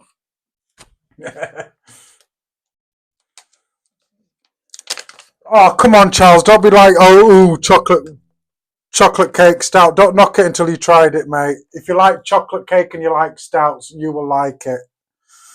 So the cotton that I'm using is just this stuff at the moment. My preferred is Kendo Gold or just ordinary Muji, but I got a good deal on so many packets of this, so that's what I'm using currently so far.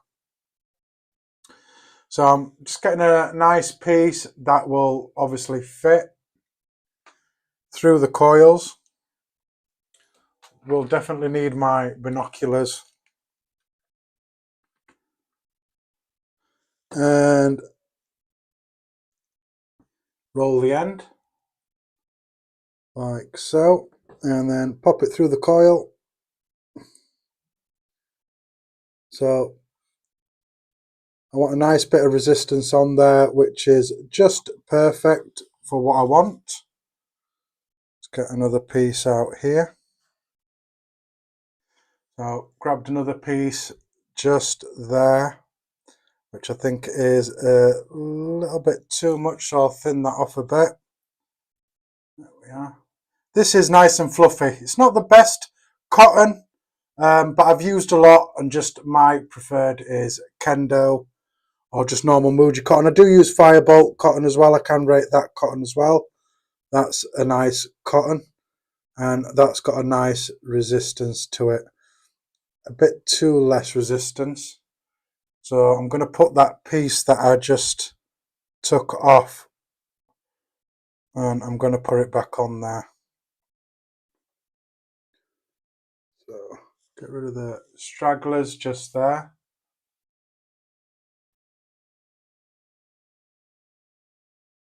So I'm going to pull that through. That's a bit better.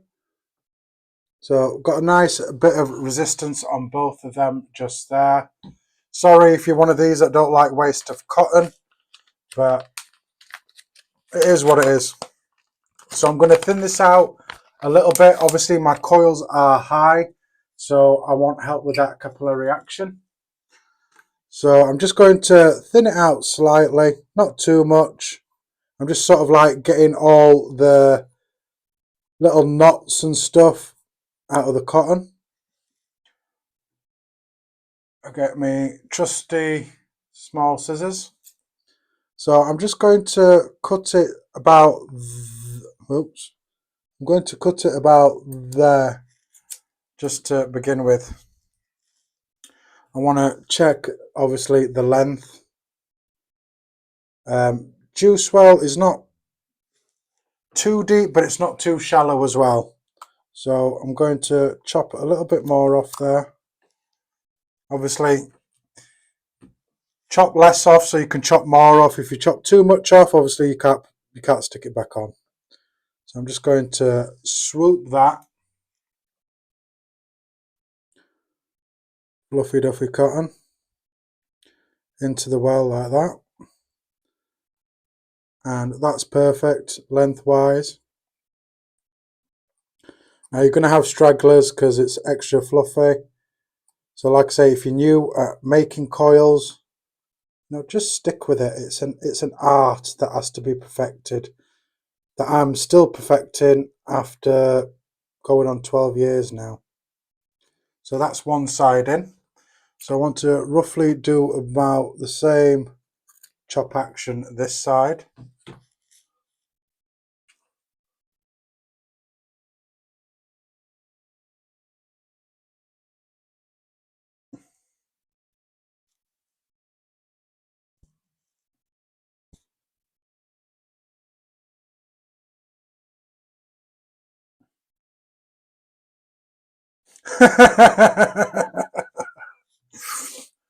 True cotton doesn't come from sheep.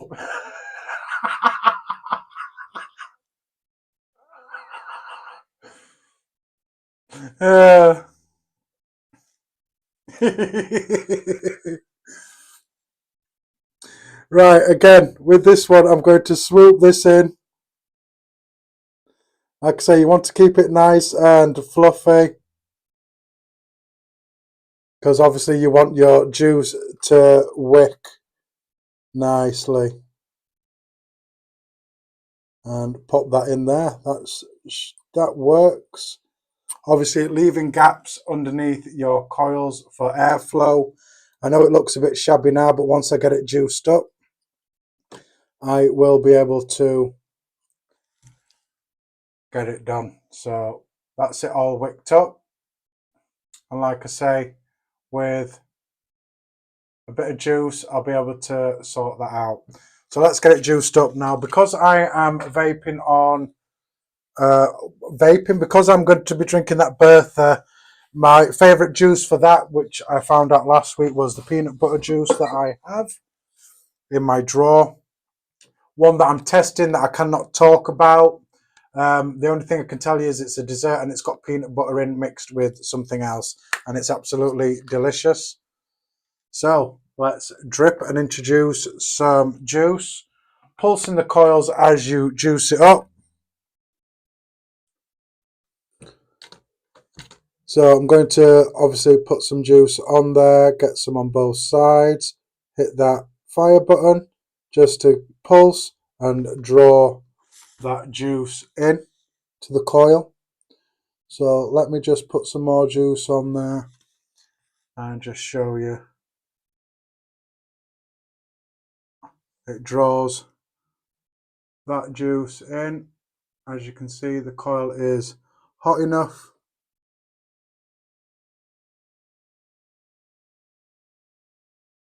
There we are. That's looking nice. And I really, really wish that there was smell-o-vision, because this juice just smells absolutely gorgeous.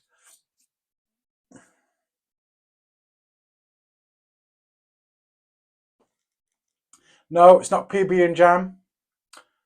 It's not Mummy's peanut butter. It is mixed with something else. It's not something that you'd probably think goes with, or not goes with a peanut butter, but you won't think that somebody had put that with it. And like I say, the guy that makes my juice for me, I asked him to make this combo, and even he liked it. And I will be getting a bigger bottle, just like my G14 classified juice. I will be getting a bigger bottle because it's just absolutely tasty. So there, I've cleaned a bit of a room there underneath the coil for airflow. Not toast, no.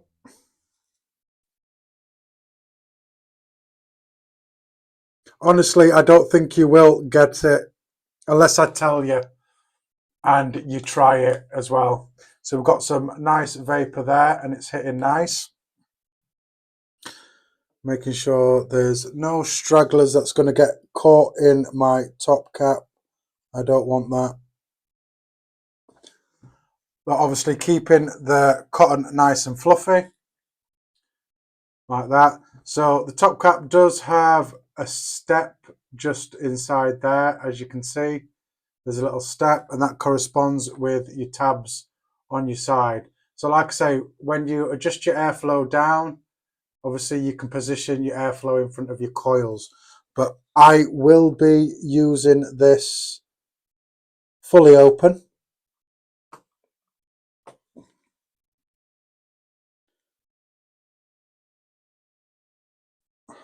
There we are. And that's down and nice, and that is ready. Now, what am I going to run it on? So it's going to have to be a mech mod.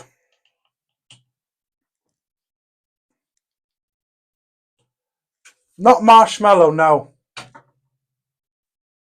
Peanut butter with naan. Spot on. No, I'm only joking. It isn't. Marshmallow now. It isn't mixed with marshmallow, but that is a really, really good idea to mix it with that. I might get him to make me one of them. Peanut butter and marshmallow. That sounds ace.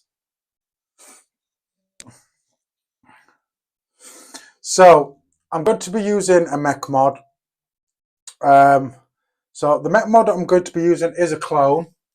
Now there is a bit of a backstory to this because I didn't know it was a clone when I purchased it. I thought I was purchasing an authentic. Now I didn't pay too much money, but it wasn't cheap. Would I have paid this amount if I knew it was a clone? No, I wouldn't. But it was off Facebook, and the posting said it was an authentic. The pictures that he sent looked like an authentic. But obviously when it arrived, I knew straight away as soon as I unwrapped the first part of it, I knew straight away that had been done. And it is this one.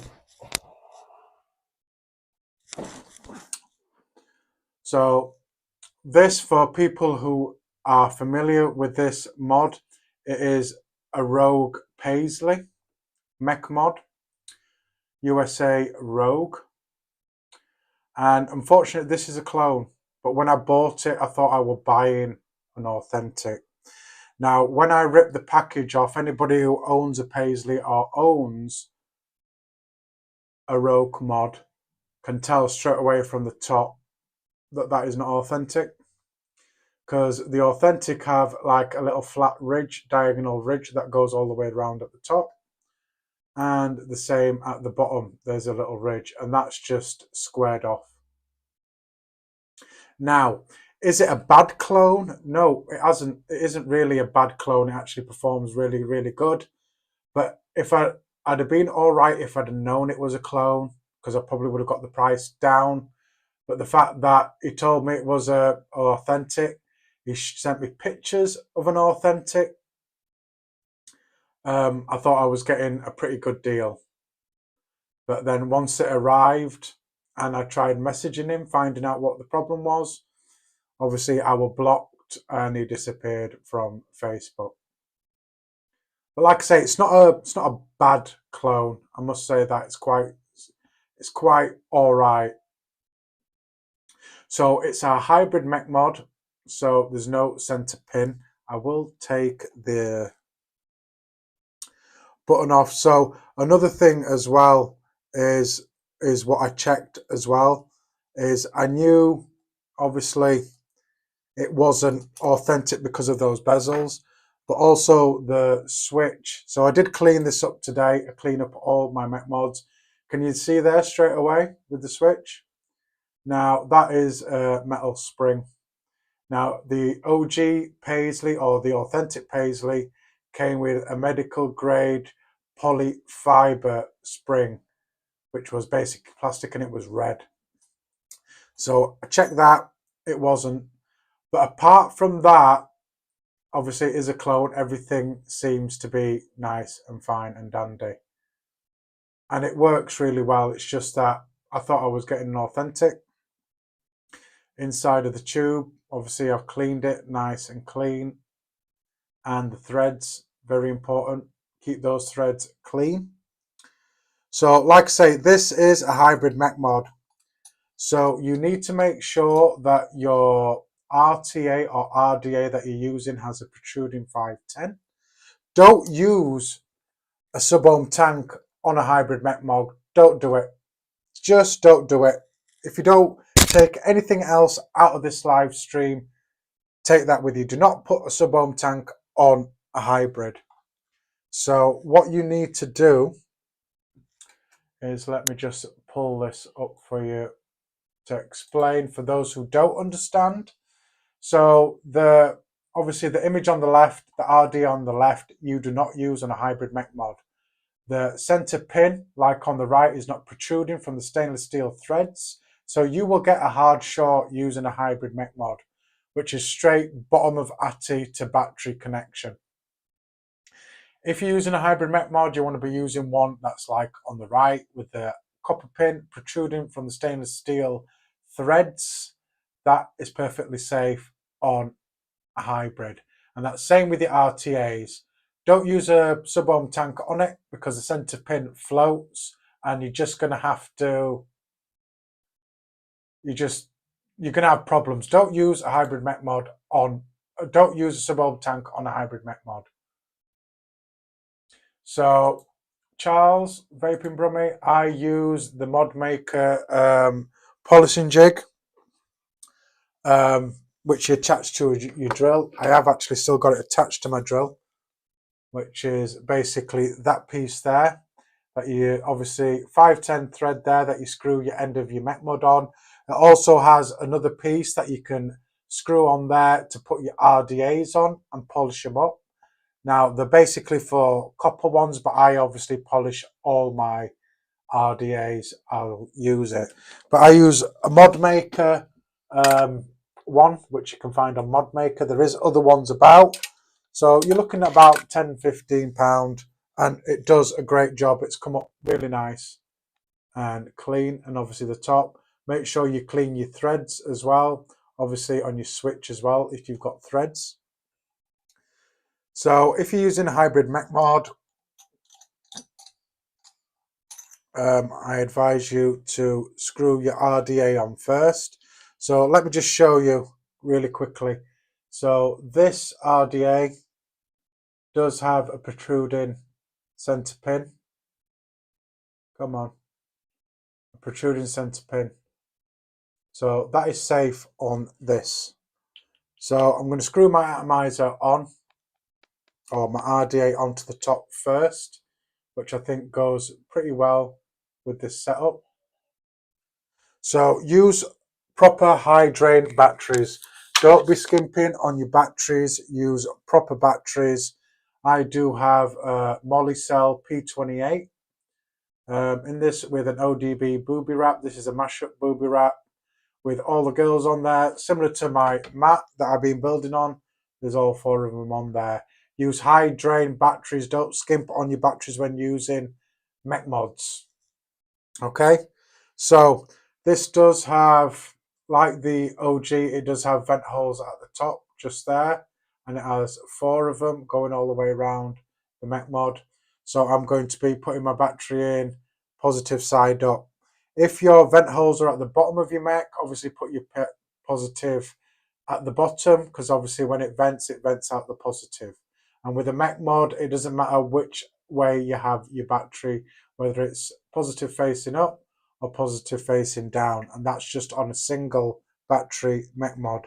18650 this is as well, if you're wondering. I'm going to, so the switch you screw in until it stops. That is basically works as your battery rattle. It takes your battery rattle out of your mod. So I'm not going to tighten it right tight. I'm just going to snug it up nicely. And that is the mech. That is underneath, all nice and shiny, brass mech. Do we have power? There we are. And we have power as well. nice and safe. So what I'm going to do is, as I can see there, I haven't got me airflow set up right, so I want that about there. So I want it there. So I don't know if you can tell, but even with those coils pushed up as far, you can see where the airflow is still hitting. So hopefully I will get some under airflow there. And like I say, that's hitting like a champ. Like I say, not authentic, but pretty decent clone. I wouldn't have paid what I paid for it if I'd have known it was a clone. So what I'm going to do is I'm just going to quickly tidy up, and then I'm going to go put you back up to the left, put you back up to where you were at the beginning of the stream, and we'll talk about it. I'll crack open my other beer, and we'll have a vape. So let me just tidy up a smidgen, make it look nice. Thanks to everybody that has stayed, commented, and appreciate it all. Like I say, don't forget to hit that like button, subscribe if you're not already, and if you would like to buy me a coffee, there is a link posted at the pinned at the top of the comments. Keeps me behind the camera and keeps me bringing you good content as well. And if not, that's fine. Enjoy the stream, guys. So, like I say, just let me get rid of stuff so everything's not cluttered up here while I'm talking to you.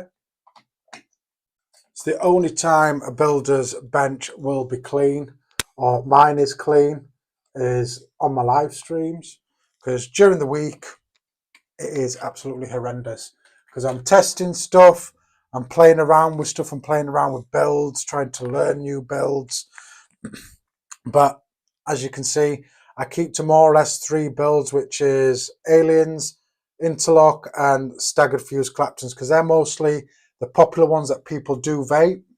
But I am looking and practicing to up my game just a bit as well. So I try and keep it all different and a bit fresh, especially if you're new to the stream as well. Obviously, you might not know what I'm talking about as well. So that's one of the reasons why I like doing them live, and I do it different. I build a coil from scratch so I can interact with my audience and anybody else that needs any help or questions. I'm here to answer them. And mistakes like did happen, even though the coil build came out pretty decent. Obviously with my stretch, what I was talking about during my stretch happened. So like I say, don't panic, just if you can unravel it, do it and pull it and it'll stretch out again.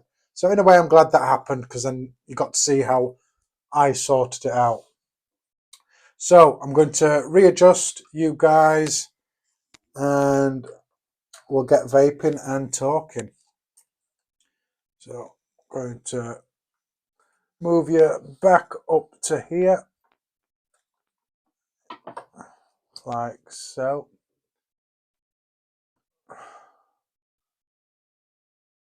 A nice wide angle view of my room there. Get that there.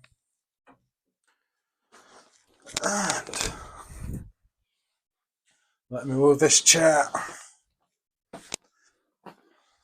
Like I say, absolutely boiling. Just going to open that a bit more and my window a bit wider. So thanks for staying, guys. I do appreciate it. Let me get you a bit closer. That is more or less perfect. With this hot weather as well, drinking alcohol doesn't help as well. I can't talk properly as it is most of the time, so alcohol does not help with my talking, because I talk gibberish and a load of shit most of the time, as you know, by my streams. Anyway, so show you this again. Bertha by Northern Monk, and is where are we? Is at 8.4%. So Here's a little bit of a quick description of what it is. It's a world famous cake. My favourite stout at the moment. And you can, where I get this from is Morrison's, because it's the only one that I know that stock it. Let's go in for the pour. And this stout is nice and thick and rich.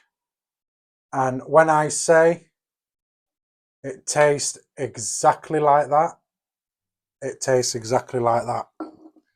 Like I say, my favourite. And paired with this peanut butter juice as well. I think, did I pair it with my last week's stream?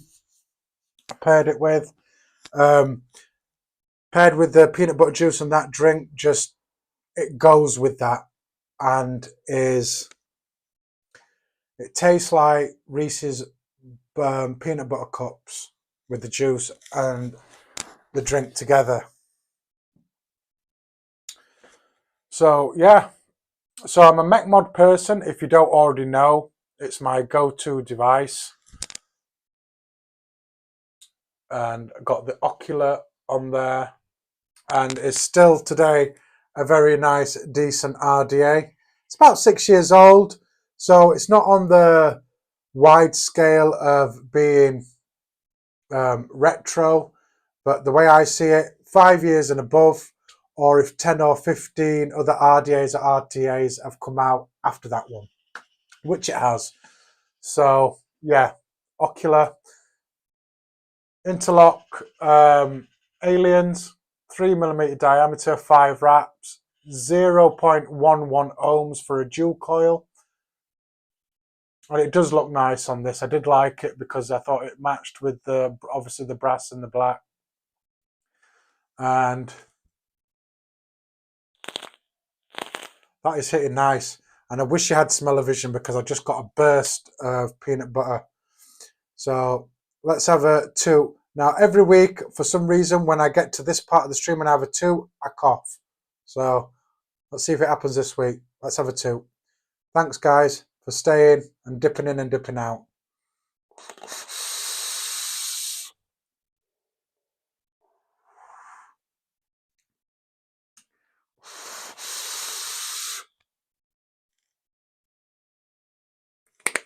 So the Ocular, easy to build on, plenty of space for your more exotic coils.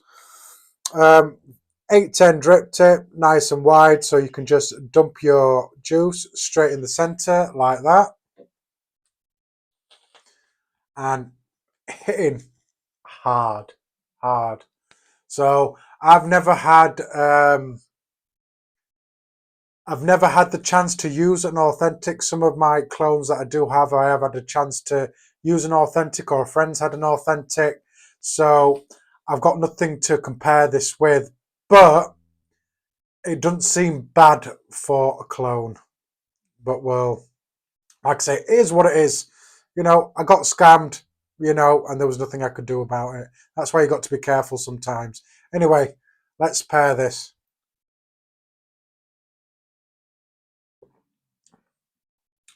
Still gorgeous. Still taste as it is. I always have to have a sip before. So cheers, guys. Everybody that's watching. Hashtag replay crew. Cheers, guys. Thanks. I appreciate you all. Let's have a 2.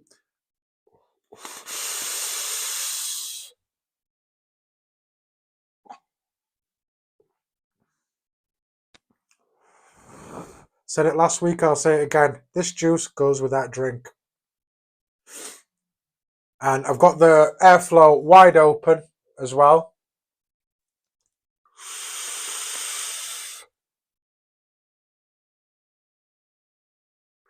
So if you catch my live streams before, I do have some clone mech mods, which I say that are clones. So if you don't like clones, I'm sorry.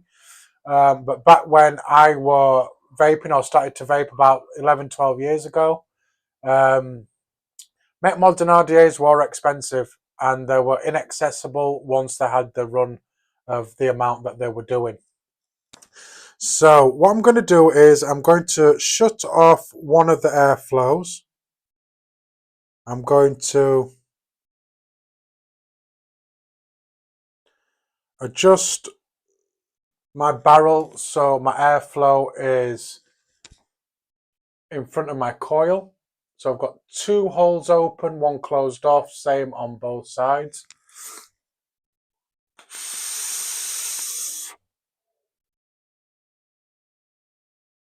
It's better with the 2 holes.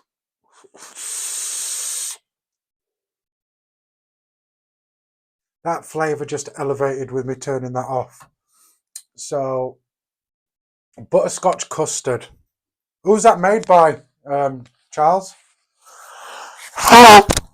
I do have a custard that I'm testing at the moment. Along with this, it's steeping at the moment. You know, it's one of those which it's a dessert juice, so it needs a very, very long steep.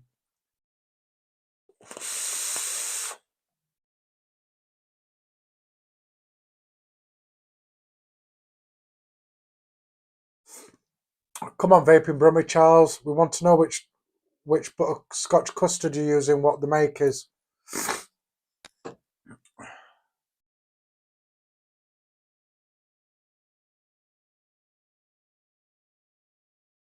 Future juice.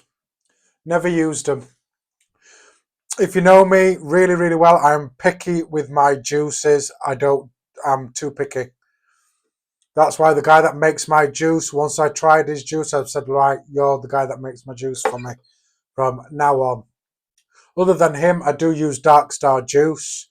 I do use Dark Star juice. I do use them. But because I'm too picky and I might not like the juice that I buy, I tend to not do it.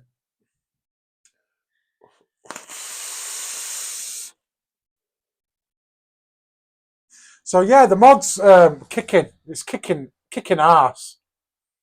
But like I say, it's not an authentic, and I am very disappointed in that. Obviously, with it being a hybrid as well, it is going to hit a lot, be a lot more punchier than a mech mod that has a pin in between, obviously the bottom of the RDA and your battery.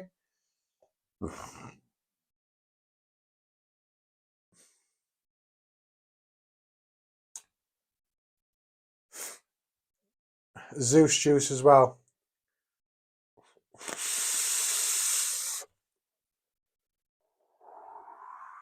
And the battery's handling up as well. The tube's not getting hot or anything. Tube is still nice and cold. RDA, it's a little warm, but it's not burning my lips. Nice one. Get talking. That's where I like it.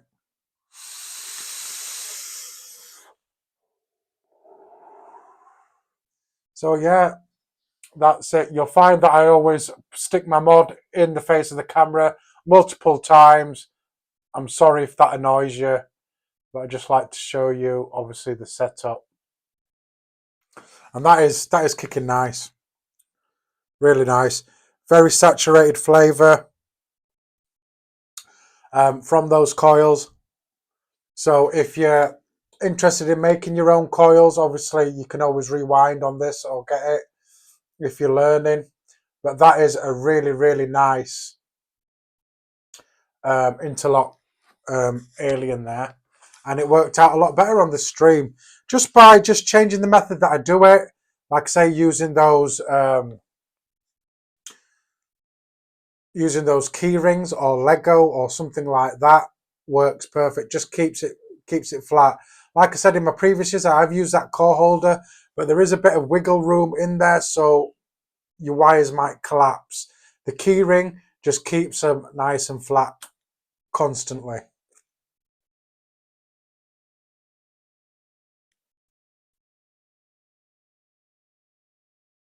On eSig1.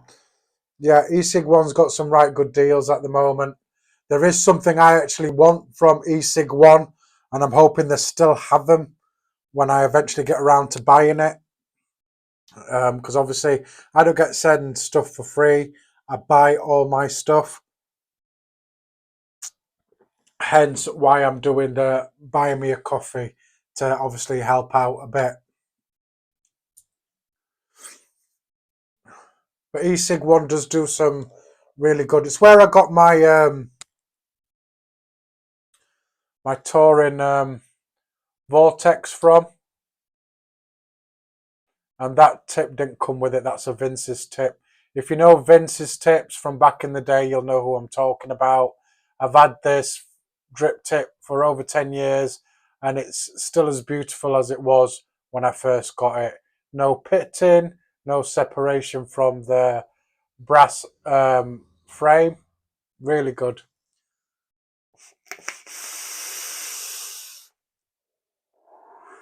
And the flavour's good. The only thing I don't like about this RDA is the airflow. And I don't mean airflow in it as bad airflow or turbulent or anything, but when it comes to closing it off, those holes are too small. You can't see when you close your airflow off. So you've got to do it by eye with that one.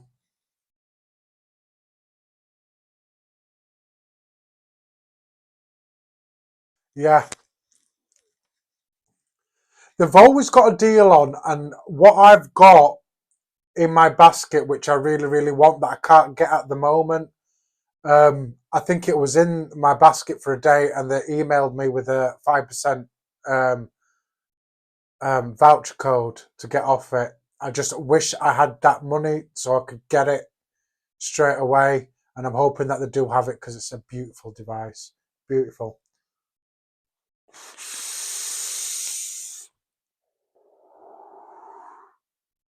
That juice is just gorgeous.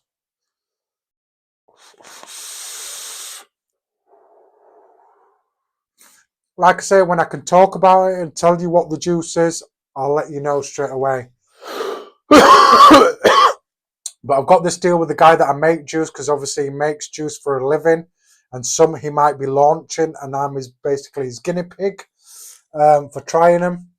And then obviously I give him ideas as well for a few flavours. So like I say, as soon as I can talk about it, I will let you know. But it's definitely got peanut butter in there. And Vaping Brummy Charles, I definitely will be seeing if we can do a peanut butter and marshmallow, because that sounds delicious.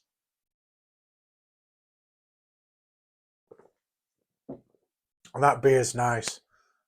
I'm already feeling it. I'm a bit off my tits now with it being 8.4%. So forgive me if I start talking gibberish.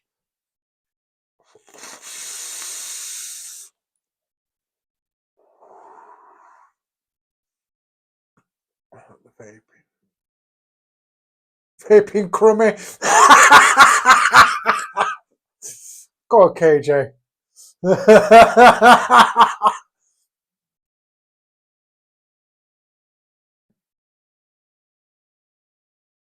Oh, we've got a right discussion going on here.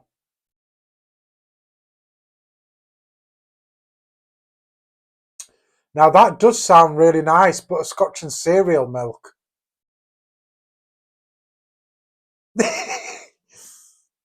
Don't worry, Vaping Brum is very thick-skinned, and it's a good laugh as well. We like banter, even if it was a mistake. I've got sausage fingers as well.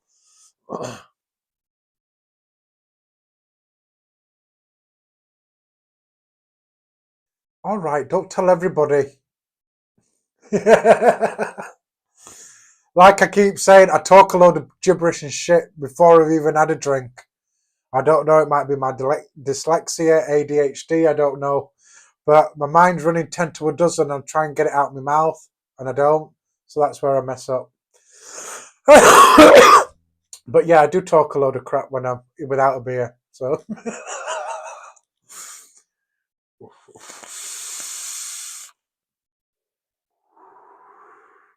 I will mention now for YouTube, this is not a sales pitch. I'm not promoting vaping. This is just educational and looking on some old school stuff from the past that is not accessible now and very hard to get hold of. So I'm not selling anything. This is just for educational purposes only. Don't give me a strike because you don't like us vapors at the moment, YouTube.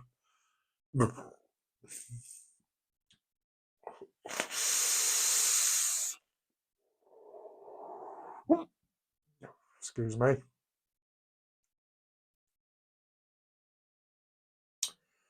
Ooh, Frosties. Is that like a cereal, like Frosties, Charles? You're making me want to try all these juices. Mind you, I want to try Digby's as well. And even the King's custard. I want to try some of his juices as well, but I'm a bit like that with juices. I'm too picky.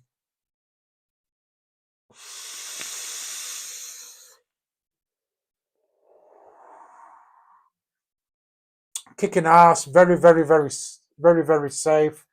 Still, tube is cold. It's not heating up. So the battery is handling the ohms of my coil. So that's very important when you're using mech mods, is you know the limits of your battery to whatever coil build you are building. It's very important. Know your ohms law and battery safety before you even consider using a normal mech, let alone a hybrid one.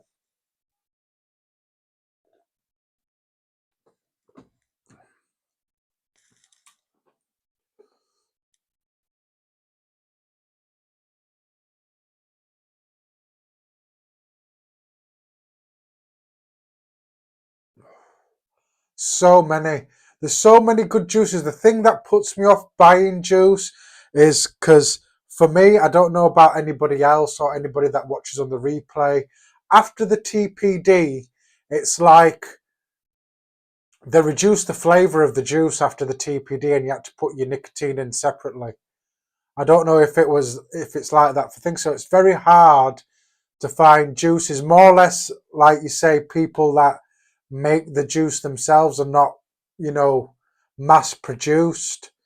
I do find they're a lot better than the mass produced ones, but yeah, that's why I'm picky, because I've bought juice that I used to vape in the past and I'm like, that doesn't taste like anything what I remember. And the flavour is very faint on it as well. It's like they've halved the flavouring as well to save money or whatever.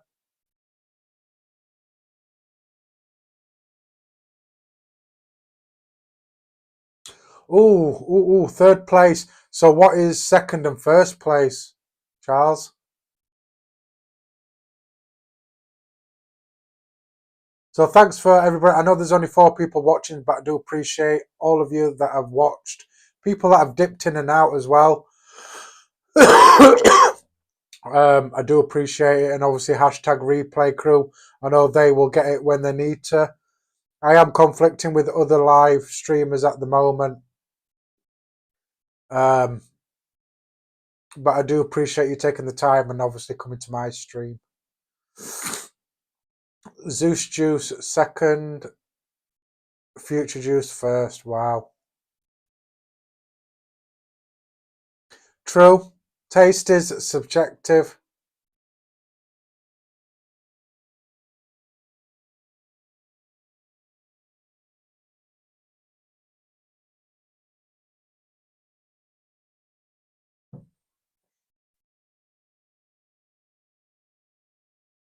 Mm.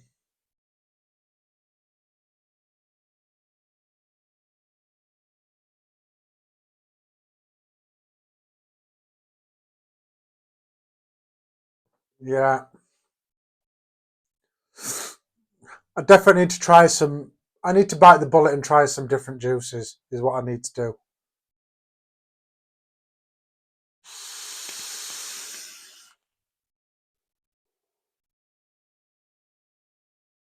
Too many shandies.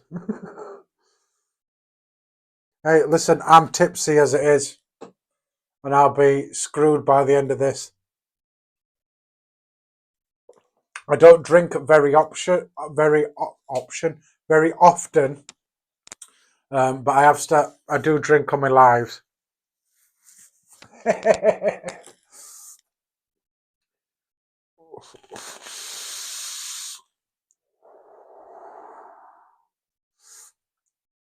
Hey, having a drink is nice. Helps relax the mind. I'm really relaxed.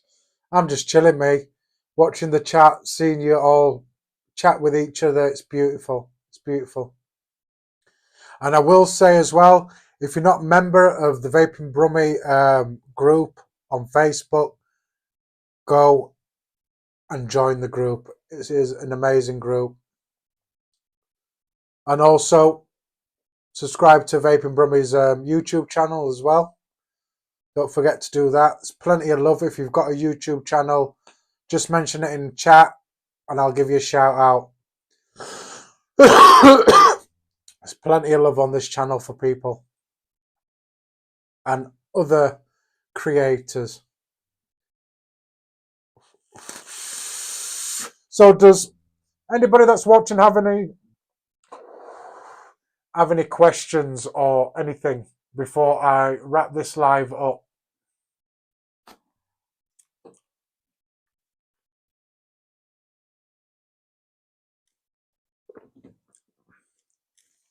Give you a couple of minutes to write anything if you've got any questions or anything, and then we'll get wrapping up.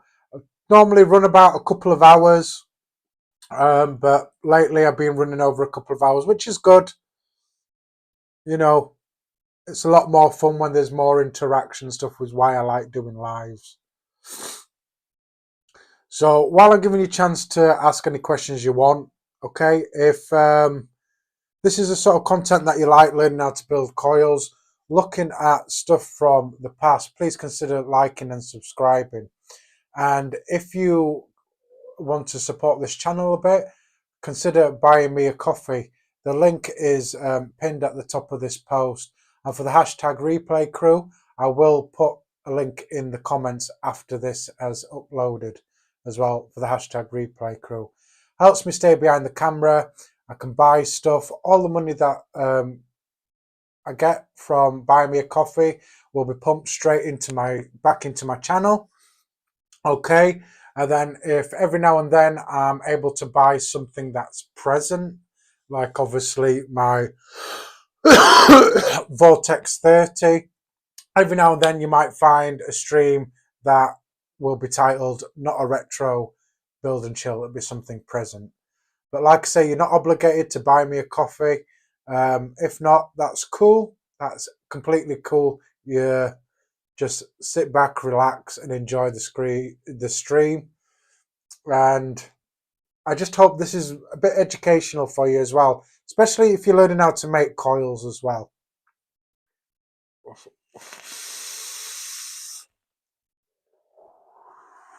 And it's holding on to a bit of juice as well. You can drip a good amount of juice in there and you can have quite a few toots before you have to drip on it again. I'm using this sparingly. I've only got that much left of this juice, so I'm using it sparingly. And the longer I let it steep, the more tastier it is as well.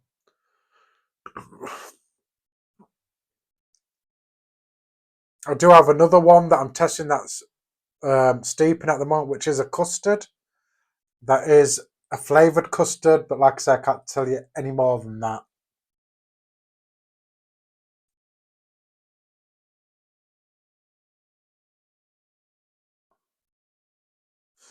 I know, appreciate it, Charles, appreciate it. Like I say, if you're not a member of the Vaping Brummies Facebook group, or follow him on Instagram, or don't follow his YouTube channel, get over there and get subscribed, join the group and everything. It's a nice place to hang out. And anybody else. And I do appreciate the support, Charles. I really do.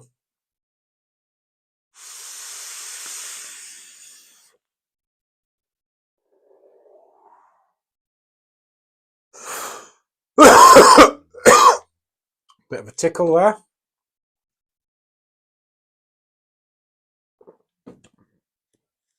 So guys, I will leave it there. Like I say, I'm here every Wednesday, 8 PM UK time, GMT time. Here every Wednesday I do a live. Format is more or less the same. I build a coil from scratch. I go through my vaping collection that I have on my wall of retro stuff. Most of the stuff that I have is retro or 5 years old and more that I still use to this day and I still rate and I think can compete with some stuff that's out today. My current thing that I like the most, that is current, that I've bought so far is the Bonza Pro. So if you're looking to get a Bonza Pro, I can highly recommend this RDA. And the reason why I say that is because I have used it in every which way you can use it in. Single coil, dual coil, or the way I've got it set up now, which is a dual coil 2.5 with a single coil reducer, which I got off Steve O or Steve OCD's channel that I watch on a Monday, his live streams. If you're in the UK, it's about midnight, his live streams are. Good lad, good guy, you know, go check him out as well and go subscribe to his channel. It's brilliant. If you notice that I'm not looking at the camera all the time, I'm looking at two monitors, so I can see the chat and what I am actually recording.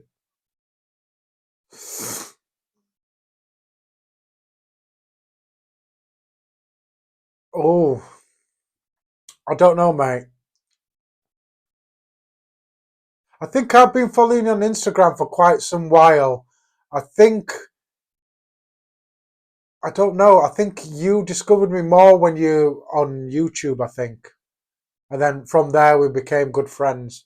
So for anybody who's wondering, me and the Vaping Brummy, we're good friends. You know, really good friends. It's hard to find good friends, and I am one of these people that lets people in, you know, and I call friends.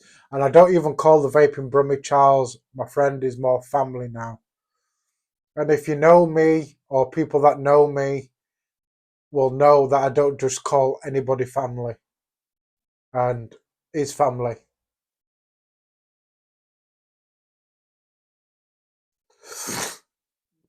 Yeah, I think we've been following each other on Instagram for quite a while.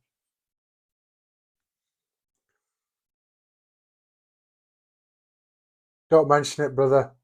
Always. And obviously something that I don't want to discuss, obviously, on my channel on lives, but we came together on unfortunate circumstances and we bonded as well with other good friends that I've met, that I follow, that I now consider thingy. Birdman, thanks for joining, brother. We're more or less wrapping up, but thank you for dropping in. I've got this Ocular RDA and this Paisley Rogue, which is a clone, I'm afraid. But if you catch the replay or anything, when I originally purchased it, it wasn't supposed to be a clone. It wasn't until it arrived that I realised that I were scammed, and obviously it isn't. But I must say it is not a bad clone. I would love to have your collection, Birdie. I really would.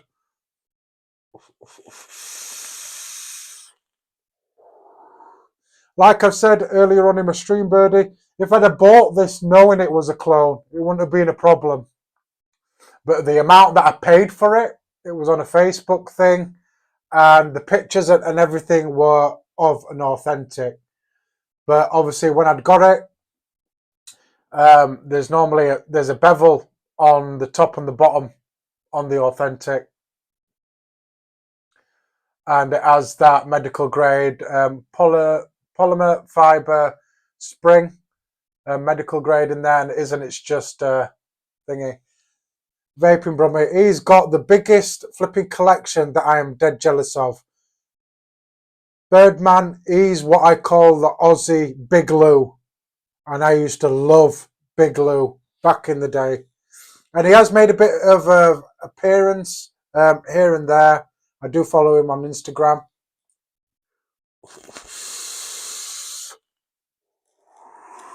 And I will say, Birdie, I've got an Interlock Alien 3mm 0.11 ohms that I did build from scratch earlier on.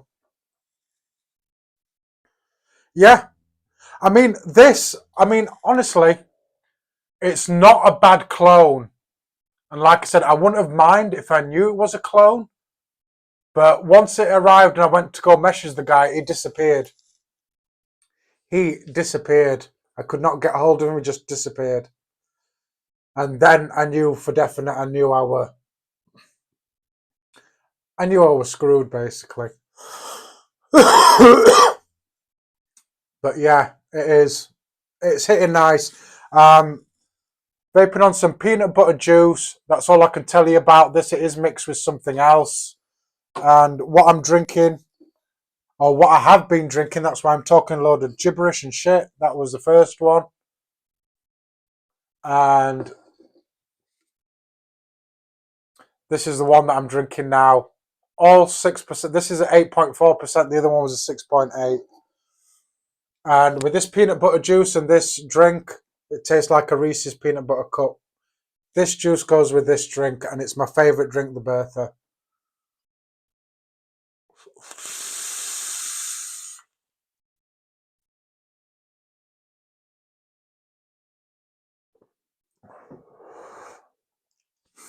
The thing is with Burrows, I do like Burrows, and I do have a Pulse Mini. Pulse Mini.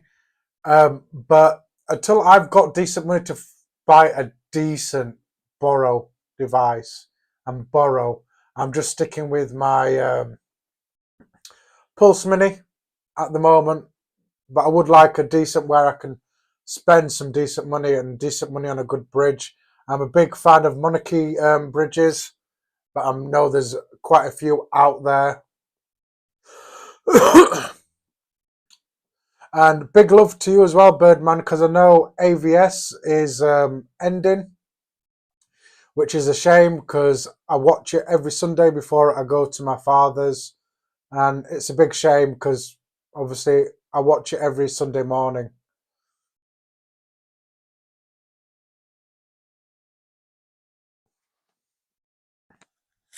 True, yeah. I mean, I do have clones and they do work very well, but like I've said before, I do try and source an authentic if I do like the clone. Or if I've got the money. I don't always have the money to just dump 100 or a couple of £100. I mean, if you've recently watched Vaping Bic, he just spent 500 quid on a couple of boxes of some amazing pieces. Amazing pieces.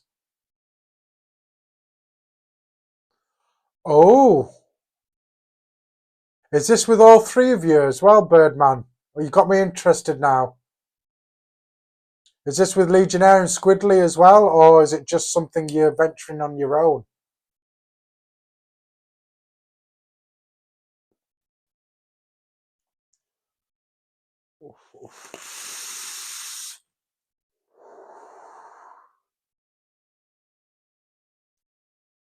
Appreciate you dropping in, Birdman.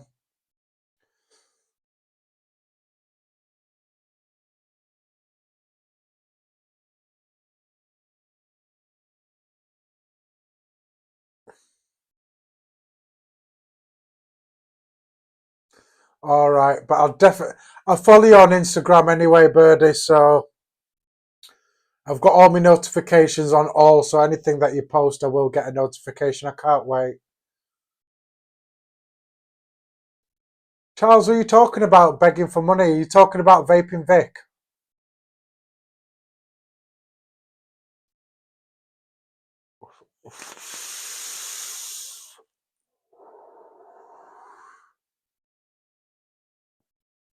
But yeah, to all the viewers, if you don't follow Birdman already, I mean, he doesn't need any introduction. Birdman, you probably do follow him, but if you don't, go follow him. Like I said, to me, he's the Aussie Big Lou with the collection and some of the amazing pieces that he has and posts as well. He's a stack guy as well, aren't you, Birdman? As well, he loves his stack mods, and I'm not talking one piece stack. I'm talking about 2 or 3 pieces stacked.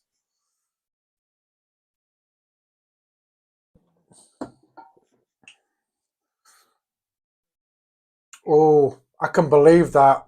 I can believe that. I did see I've forgotten what it's called, Birdman, but one that you posted, but also you had it on AVS as well. That big, massive one, that was it copper or brass one that takes 4 batteries. That looks absolutely amazing, that one. And I think obviously you wasn't on this week's AVS, but was it last week or the week before you were actually using that mod? That looks absolutely sick. That looks like a fucker to clean. But yeah,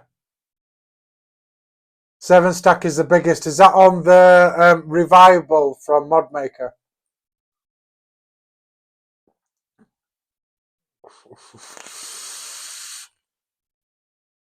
The Beagle.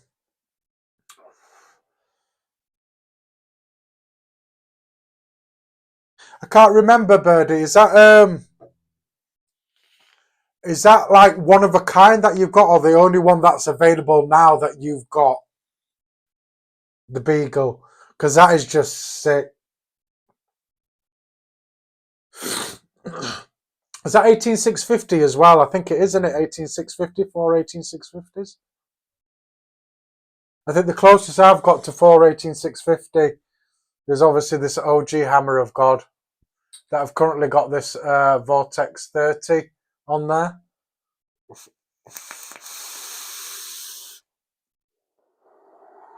Only 3 made. Wow.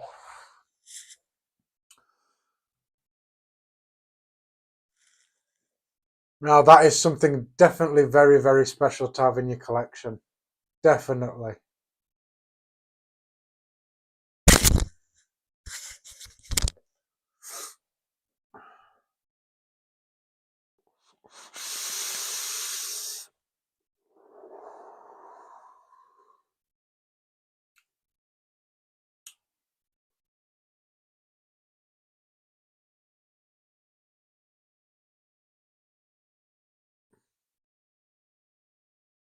I can believe that, Birdie. I can believe that. Like I say, you have got an amazing collection. You've got an amazing collection. Compared to my collection is no here, no there. I mean, sometimes when I see you, especially when I've seen you on AVS or I see you post on your story or thing, I'm always looking in the background to see what you've got in the background. See what I can make. You're welcome, Birdman. You're welcome.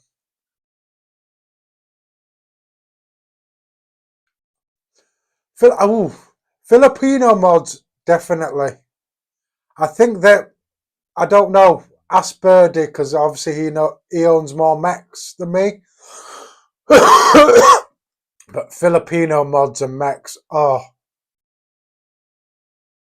Oh.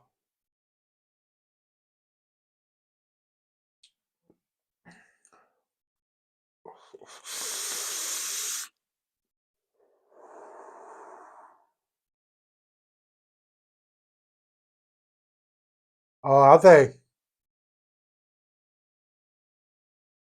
I might take a look at them and have a look at some. Probably either can't get them now or they're probably way too out of my price range, I'm afraid.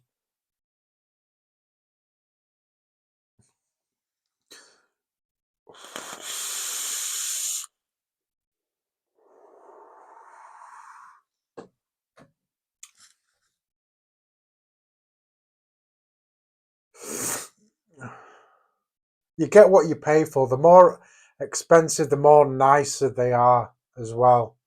I mean, like Birdie said, some of the clones do work or even better than the OGs, and I can vouch for that because some of the ones that I've got are a lot better than the originals. A lot better. Definitely not. Like I say, I wish I had that sort of money to obviously have something nice.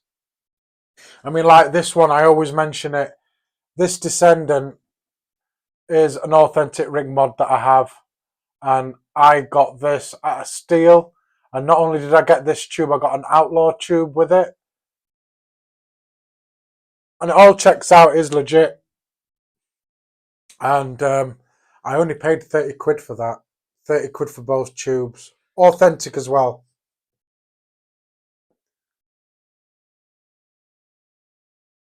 Definitely, definitely. Let's just say, Birdie, I'm well jealous of your collection. You've got an amazing collection.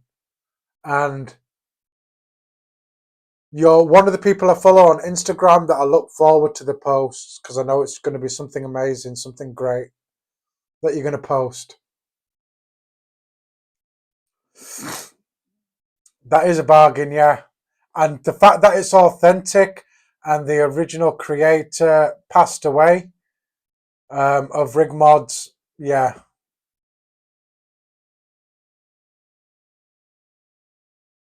You're a very humble man, Birdie. I think that's one of the reasons why I love you, mate.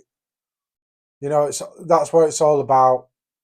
You know, it's the vaping community. That's all it's about. It's not about being big-headed or anything. It's about being humble and just supporting each other, basically. And that's what I love about the vaping community. We're not all like that, but most of us, we are. We support each other. We love each other. And oh, don't talk about the rig pig.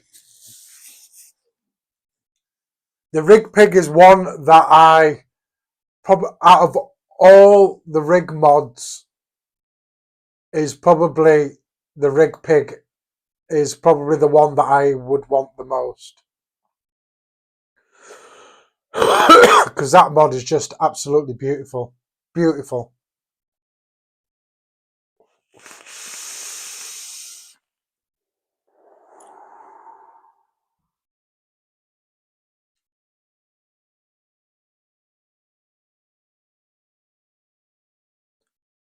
I'm hardly dripping anything on this RDA, and I'm getting quite a few pulls out of it before I have to thingy. And same again, tube is not getting warm or anything like that.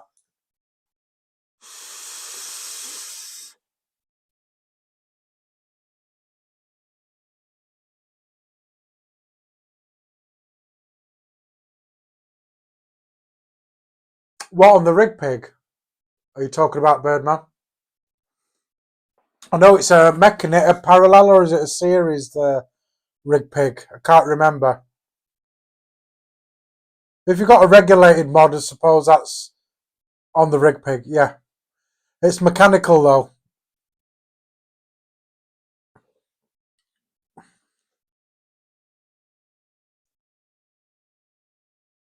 Series.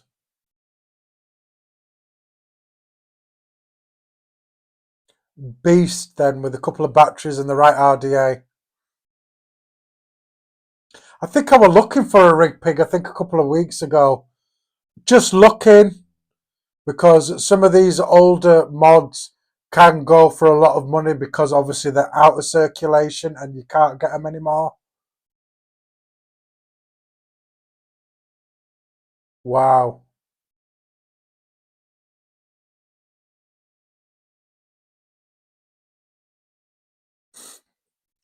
Wow.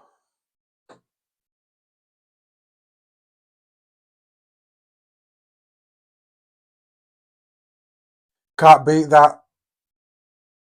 Can't beat that at all. I mean, I do actually prefer a hybrid connection.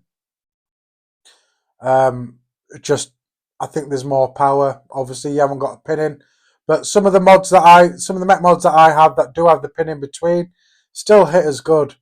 But it's not like, obviously, if you're using a copper or a brass mech, obviously it's going to hit just that slight harder.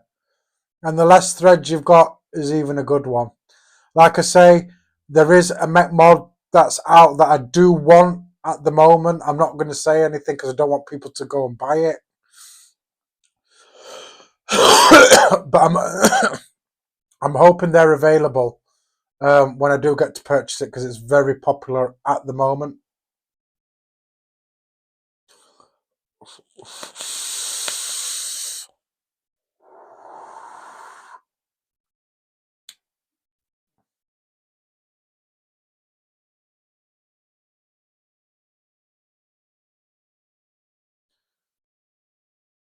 Yeah.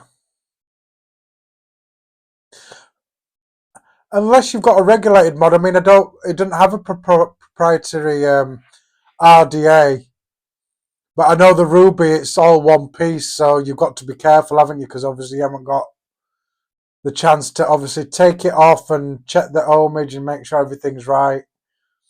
That's probably one thing that put me off about the Ruby. I mean, don't get me wrong, back in the day, I used to fire my coils and thingy it on a Mac mod. But obviously now, got to be a lot more safer in doing what you're doing, especially when you're dealing with Mac mods.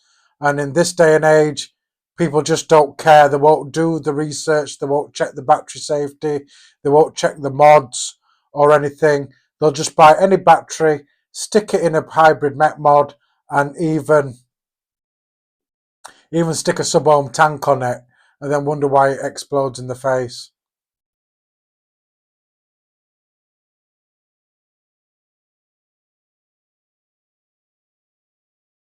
All right. So it's been that long since I've wanted a rig pig. I've even forgotten how it works. But yeah, you definitely need to know your battery, especially with a series. You've got to build high. You've got to build high for your series.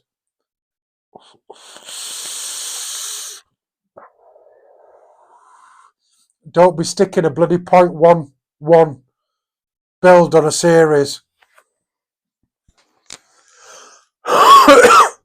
So anybody that's watching, if you're considering a series, 0.3 and above.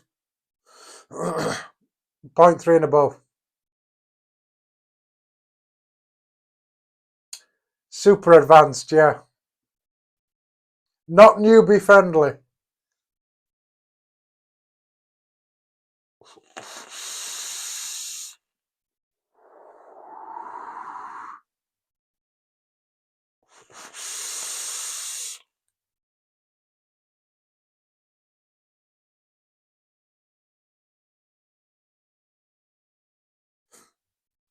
I didn't get that. Birdman, what do you mean? None of your bees for me? I don't get that. Oh, no newbies, yeah.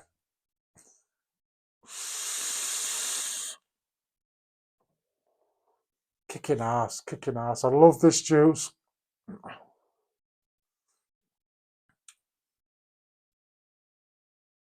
The thing is, Birdie, I know your resistance scares people, but probably like me, because you've been doing it a long time, you will push your limits.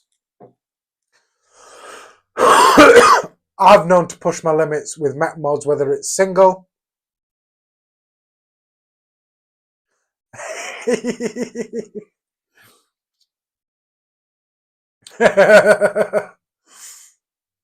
But I do push. I've been known to push the limits of my batteries, whether it's single, parallel, or even series. I've been known to push it. But if you've been doing it for a long time and you know what to look out for, obviously you've got that bit of leeway as well. So what I'm going to do, guys, I've been running for nearly three hours now. I'm going to wrap it up. Thank you for everybody that's joined into the live stream and has been jumping in and out. Thanks for everybody. Thanks to all of you. Birdman especially, thanks for jumping in. My brother, I really, really appreciate it.